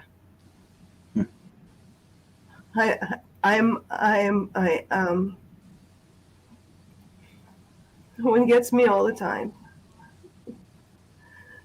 So he that was the last time we all saw him. There's also a photo, another frame of him in front of elevators, and with his very deep New York accent, he says, "Give me something to work with here." And if I could do an accent, I would do it, but I never had one, so I can't do one. But it's really important that people know that they were real. Now, David was never found either. He was gone.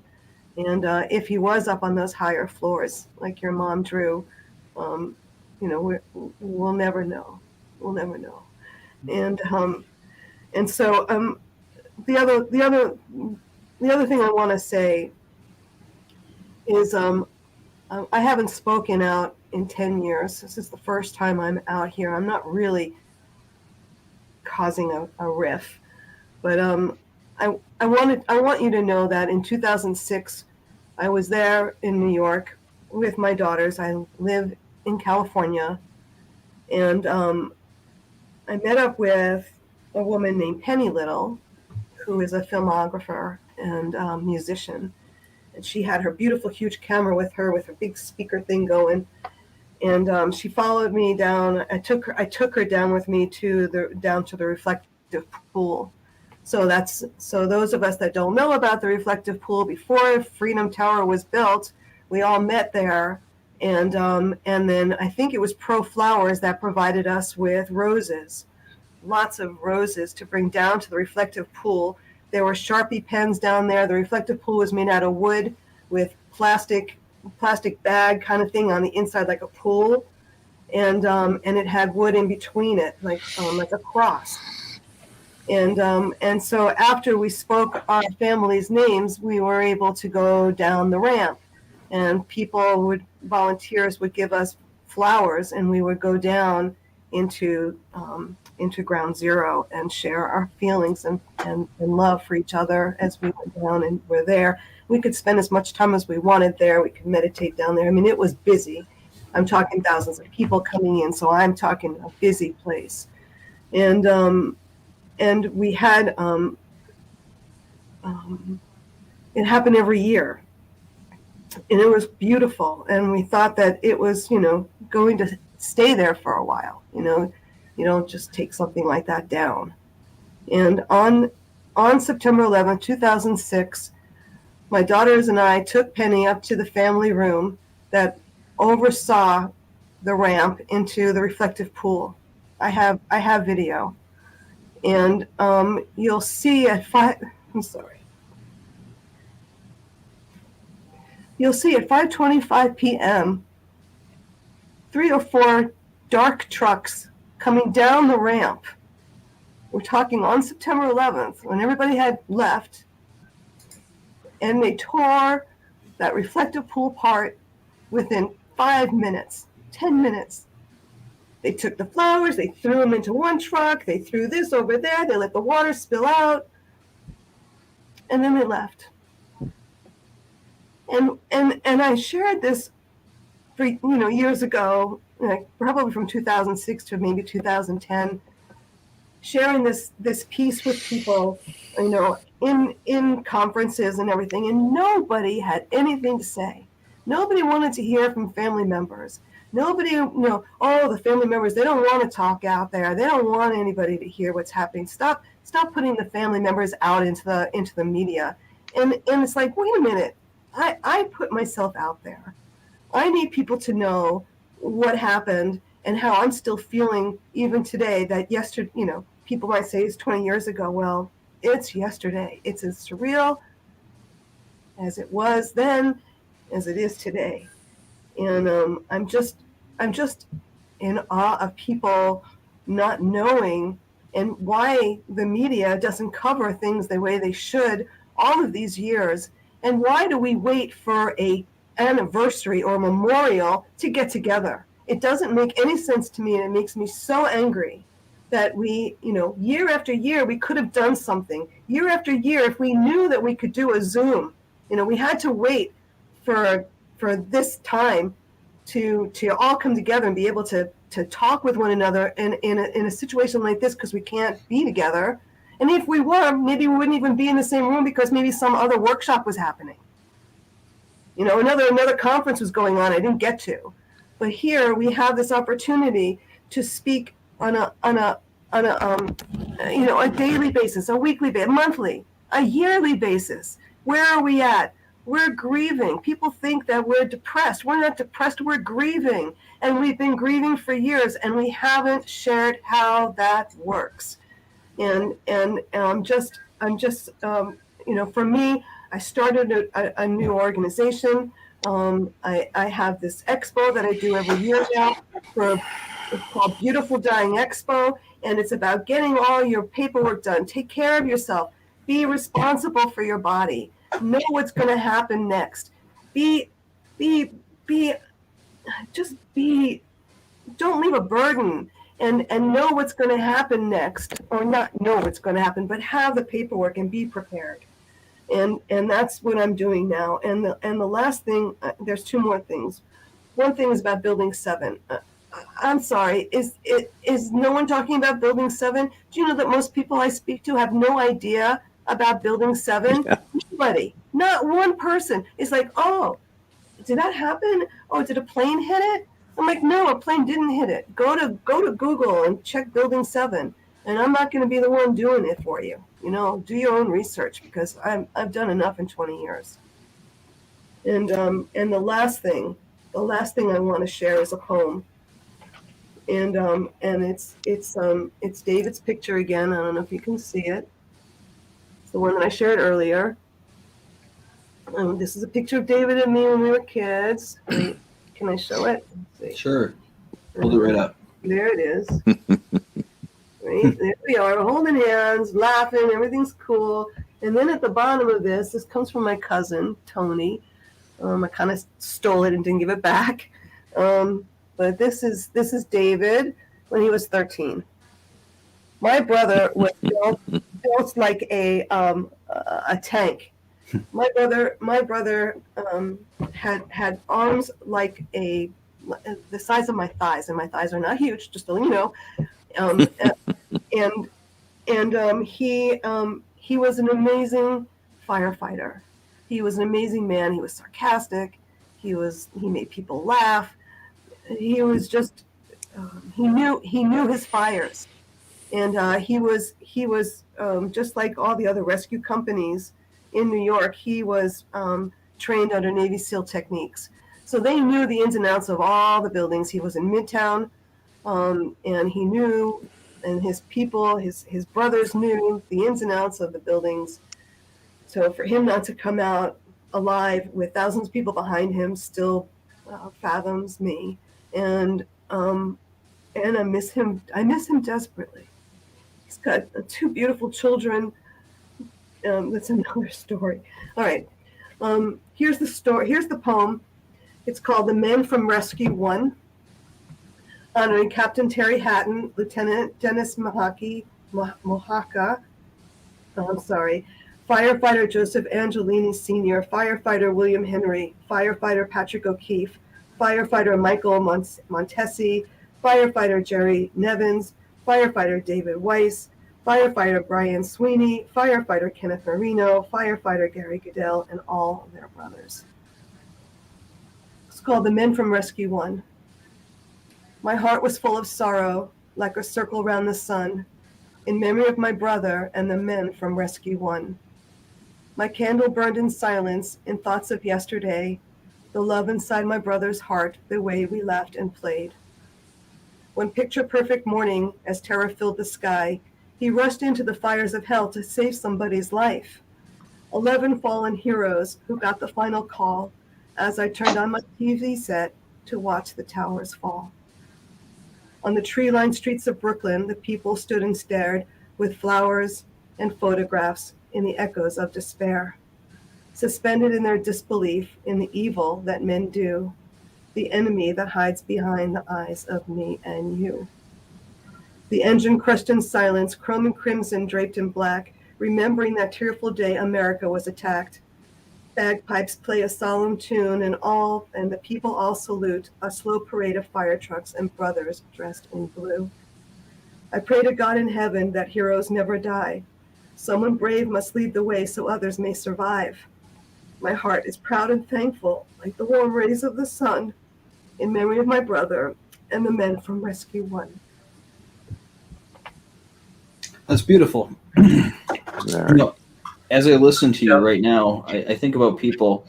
I've talked to people about September 11th. It's my job, and I've heard people say, we've gotten from hearing people say you shouldn't talk about that. It's completely wrong, evil to talk about physics and common sense when you boil it down, to saying, well, you might have a point, but it was 20 years ago.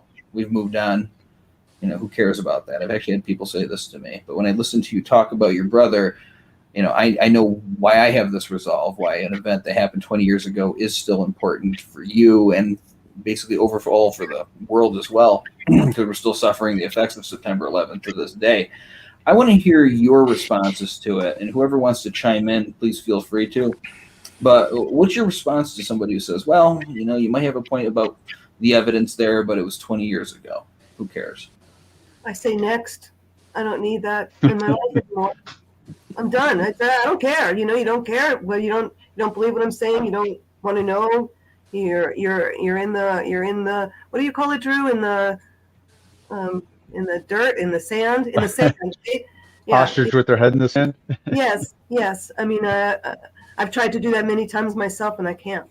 But yeah, I don't care. I don't care anymore. I mean, people that aren't from this general geographic area, tri-state area, they really don't know, and I can understand because people who dealt with Hurricane Katrina, that was a big thing for them down there, and I don't feel the way they do about that event. So I think that has a lot to do with it. For people that live in the New York general area, outskirts area, for them not to feel about this event is me. But to my surprise, when I found out about 8911 Truth and the Alternative narrative, surprisingly, a lot of people agreed. I was actually kind of shocked. I was like, you guys knew about this? Like, yeah, just didn't want to talk to you about it. But then once I opened my doors to it, there's a lot of people coming up to me and saying that they agreed. And I think I even saw a poll recently that 50% of America agrees that the official narrative is not the right one. So who knows? I say so? Sure, absolutely. I think, at one time Eisenhower called it the military-industrial complex. Now it's the military-industrial media complex. And if people don't put any effort into it, they're not getting it to media. And if the media doesn't report it, then obviously it couldn't have happened that way. And that's the major problem. I mean, media has sold their souls. And if Eisenhower was around now, he would say, this is the military-industrial media world that we live in, our empire. And that's what empires do. So it's tough for people to spend time. I've had a lot of people ask me, but again, my son, 4 kids, how does he spend all this time that I spend? He can't do it. He can't relay that depression, that anger he has to his 4 kids. They're all young. And a lot of people are in that same situation. And I've had people come in town and said, I wish I could do it, but I'm a teacher. How do I go into history class and say 9/11 was an inside job? Well, I'm fired. And go into work and say that. And plus, you have such a younger generation that's coming up now. They have no idea about anything. Well, how did they find out? Well, if you go to Fox and CNN, you're not going to find out anything. So it's really, you have to work hard to find out information about 9/11. Really work hard. And again, I don't blame the people. I blame the system. And the system, of course, is, I love this story. Oh, it must have been 10 years ago. I got a call from the Philadelphia Inquirer and the Daily News, the two papers in Philadelphia. And they wanted me to make a statement. I talked to them on the air. Both of them. I talked, on the radio. The first one said the editors won't allow it. He said, I'm quitting. And it's the honest to God truth. The woman from the Daily News called me back and said, you won't believe this. The Pentagon won't allow this to go out. So there's a lot of power out there that's just not letting this out. We can do our thing here, but again, we're not going to see it in the front pages anywhere. The history teachers aren't going to teach it this way because they get fired. So it's almost impossible. You got to keep trying. I'll never give up, but it's brutal. It takes its toll on me. My health's getting bad, and that's for Drew. Like if you keep this up for the next 30 years, you'll be dead. No one wants it. Yeah, I know, but I'm telling you, it's brutal. It really is. It is. Yeah, we keep going here, and I know the hardworking staff here. We put a lot of our heart into it, and we do our best to give a very good performance or production here. But you sacrifice all that production quality and that perfection that you see on television for telling the truth. The people that you see on television, essentially, most of them are just reading teleprompters to you, and not really there to report. They're there to handle perceptions. So you might turn to one channel and they're telling you one side of the political issues, and then the other channel is telling you the other side. But you never step out of those clearly defined lines. You don't talk about things like physics and common sense here. Regarding the World Trade Center, they want you to just move on. They want you to remember the tragedy of that day. They want to invoke that tragedy, but they don't want you to question. And I actually had a reporter said some very not nice things to me. I think we captured it in last year's tribute video to AE 9/11 Truth. But he said that they were out there to just report on the tragedy that day, or on emotion. That's what they said, on emotion. We're just here to report emotion today. So they got what they needed out of it, and they moved on. That's my personal view. Another thing I hear people say, and I'm focusing not so much on the people that do completely disagree with me or stomp off when I talk about 9/11, but the people who say I have a point, the things that holds them back. They say, well, you might be worried about the World Trade Center, but that cannot come out. Think about what this will do to the United States and our place in the world, what it would do to our society if it ever came out that there were explosives in the towers, if it was ever widely acknowledged. Because of your connection to September 11th, it's very interesting to get your perspectives on that view. What do you have to say to those arguments? Do you think we would be, as a country and our standing in the world, would be better off or worse off? Again, and feel free to chime in, whoever wants to speak. I'd like to go. First of all, Sure. The New York Times has an archived page after page after page of firefighters and EMTs and rescue workers who state that there were explosives. They heard explosives in the buildings. All you need is that. Isn't that all you need is to hear that they're telling you that there are explosives in the building? I know nothing about structural engineering or civil or any type of this, but I can tell you what I saw, and I could tell you that it didn't make any sense. And then you've got these firefighters and EMTs and all of these rescue people that states that they heard or felt explosives in the buildings. That's all I want to say. And you can go to the New York Times archive and find it yourself. That's right. That's right. It's out right now. So can I? I really, I truly believe this. I was in the bar business. A lot of bad people used to come to bars right in the middle of the city, and they used to beat the crap out of their kids. Then I would see the next generation come up, and they would beat the crap out of their kids. And I would tell that kid, I said, "You used to hate your father for doing that." And he said, "Yeah." He said, "But it worked. I turned out okay." Well, I think it goes with this country. It's like your mother and father. You don't want to believe that they could be evil. And I think it's with the American people. If I keep talking about this, if you talk about history, the Belgium Congo, it just goes from World War II on. The interventions, we're going in the countries, making war all throughout Central and South America, all throughout Africa, all throughout Asia. And people don't want to look at this country as being, and I hate to use the word, but it is evil when they do these things. The people are good, but people are just satisfied that we're watching the TV shows we see every day. And it's the media's fault. They'll give you some news here and there, but underneath everything, what's happening in the past in Guatemala. A great story where I was down in Georgia, at Fort Benning, Georgia, speaking down there. And people from South and Central America. I was with a general from Argentina who would talk about what they would do with prisoners. They take them on a plane. If they didn't confess, they would dump them in the ocean. Yet he's telling these stories, and the stories just go on and on and on and on. But we allow these things, and they're not reported. So that's the biggest problem. Because what can anyone say? No one can speak up because they don't know anything. It's not reported. You have to work hard to find out what's happening around the world on a day-to-day basis. And who in the heck has the time to do that? And that is the biggest problem to me. Right. And something I will say, just from my own understanding of history, and I don't claim to be some expert scholar on it, but that's what I look into in my spare time, is there have been atrocities in this country before, terrible things in our history.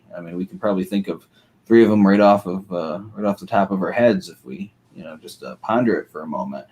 And how do we handle it now? We acknowledge it, we celebrate the people who fought against it, and we just make a resolution to never let it happen again. I think the same thing would happen in this country if we had a full acknowledgement of what really happened on September 11th. There'd be an initial shock, but inevitably people would accept it, and then we'd have a new kind of American step forward, people who would have learned the lessons of this. And I don't believe that we'll ever have complete paradise in this world, but I do believe that we can set this wrong right for future generations, and we always go step forward in making progress throughout history. So we're coming towards the end of this segment here, and I want to ask again, anybody can chime in, but what are you ultimately looking for in your own efforts to bring attention to the evidence of 9/11 truth? Are you looking for closure for yourself? What is the biggest motivating factor that drives you? I'll go. I think that keeping it alive is the important thing for me. You mentioned earlier, Andy, that there's a lot of people that say, you guys make a lot of sense, and I can see your point. And I really can't argue with it, but hey, it happened 20 years ago. It's time to move on. It's important for me to keep it alive. We talked earlier too about the fact that the media has changed. It really has changed significantly since I was a teenager, and there was the nightly news that was on for an hour at the most, and that was it. Today we live with nonstop, 24/7 news on the TV, and it's been clearly proven that it was the TV show 60 Minutes changed everything. Up until all the broadcast stations had a mandate that they had to provide some news, and so they did. And the news was a loser. Advertising didn't want anything to do with it. The ratings were terrible on the news, and suddenly 60 Minutes turned it around, and they started to make money on it. And it's almost like yellow journalism from the turn of the last century with William Randolph Hearst. If it bleeds, it leads. He basically knew what it took to sell newspapers, and today's media moguls know what it takes to sell TV, to make money on it. You always have to follow the money. That's what makes America tick, and America has a long history of violence. We are a very violent people. We're a proud people, and we like to celebrate. That we're we can take on anybody, and nobody can beat us. We are number one, and that's going to continue. And to tell the truth about what we did, what was done in the name of 9/11 it's dreadful. You look at what happened in Vietnam. That was my war. That was the war I had to not go to. And I joined the Army Reserves. I did 6 years as a weekend warrior to get out of that. And those guys, boy, what they went through. And they came home, and a lot of them committed suicide. But nothing on the level of today's soldiers coming back from Afghanistan and Iraq are committing suicide at a horrendous rate. You hear, and you don't hear the stories. The news media learned, the government learned what not to do in Vietnam, and they weren't going to make that mistake again, and they didn't. There's no pictures of the dead bodies coming back, flag draped coffins. You don't see that. It's taboo. You can't do it. We just live in a world that is tightly controlled by a select few people, very few people, and we are controlled. We are, and as long as you and I, the people on this screen here, are ridiculed and called conspiracy theorists and marginalized, that's fine. That's they win. They win.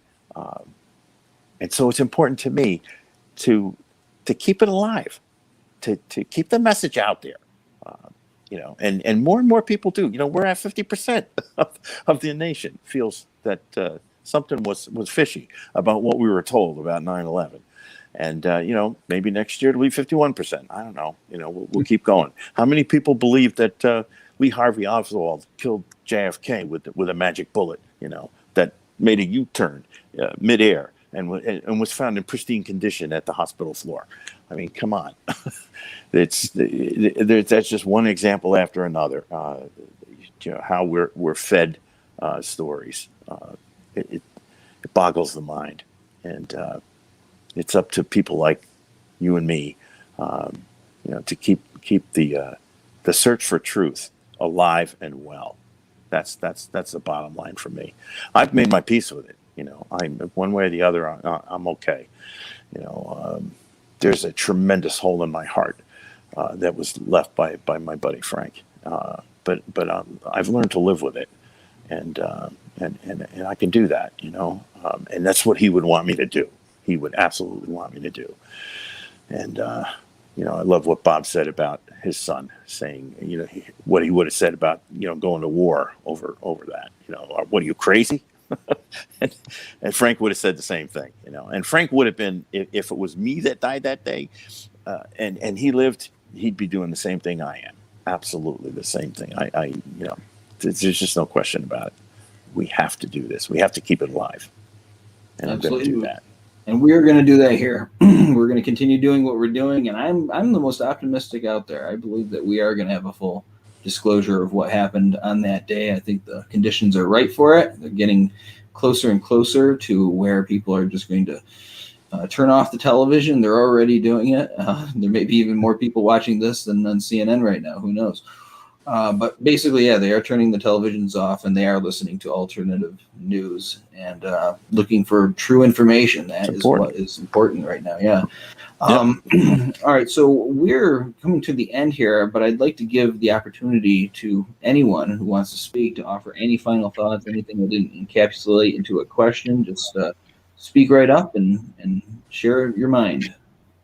Sure. I'm just reminded of a quote to just answer your last question. The only thing necessary for evil to triumph is when good people do nothing.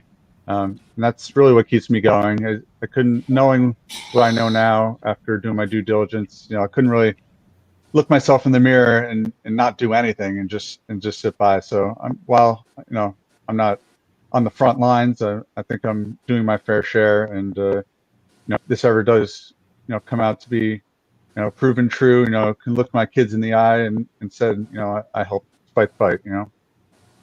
Absolutely. All right. Well, Wait, go ahead, wait. Michelle.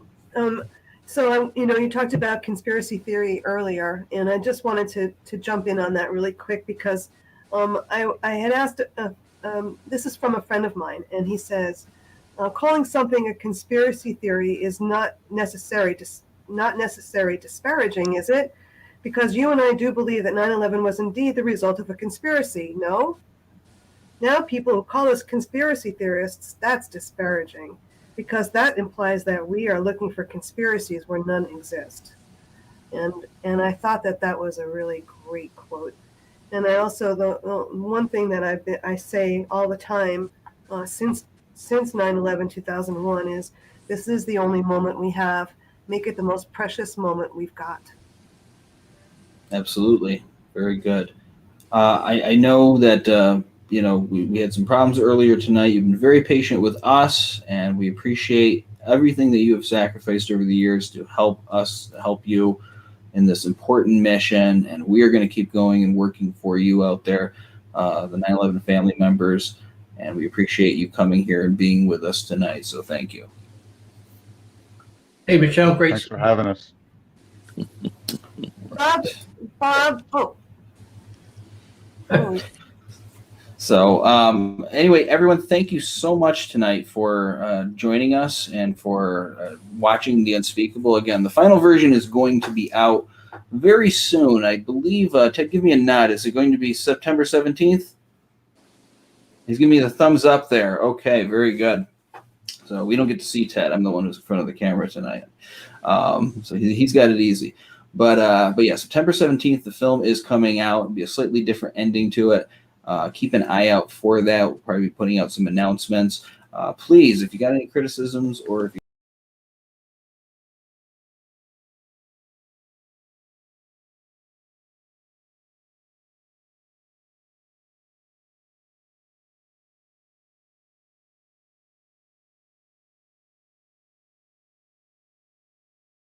bringing you these specials, and thank you sa inyong pakikiisa dito sa ating search for truth, and lalo-lalo na in this occasion, 20th anniversary po ng 9/11 attack. Inside job po. And so thank you very much. I will end the video na po natin, Let me see, how do I do this? Trying to end it. Let me see, hindi ko na makita.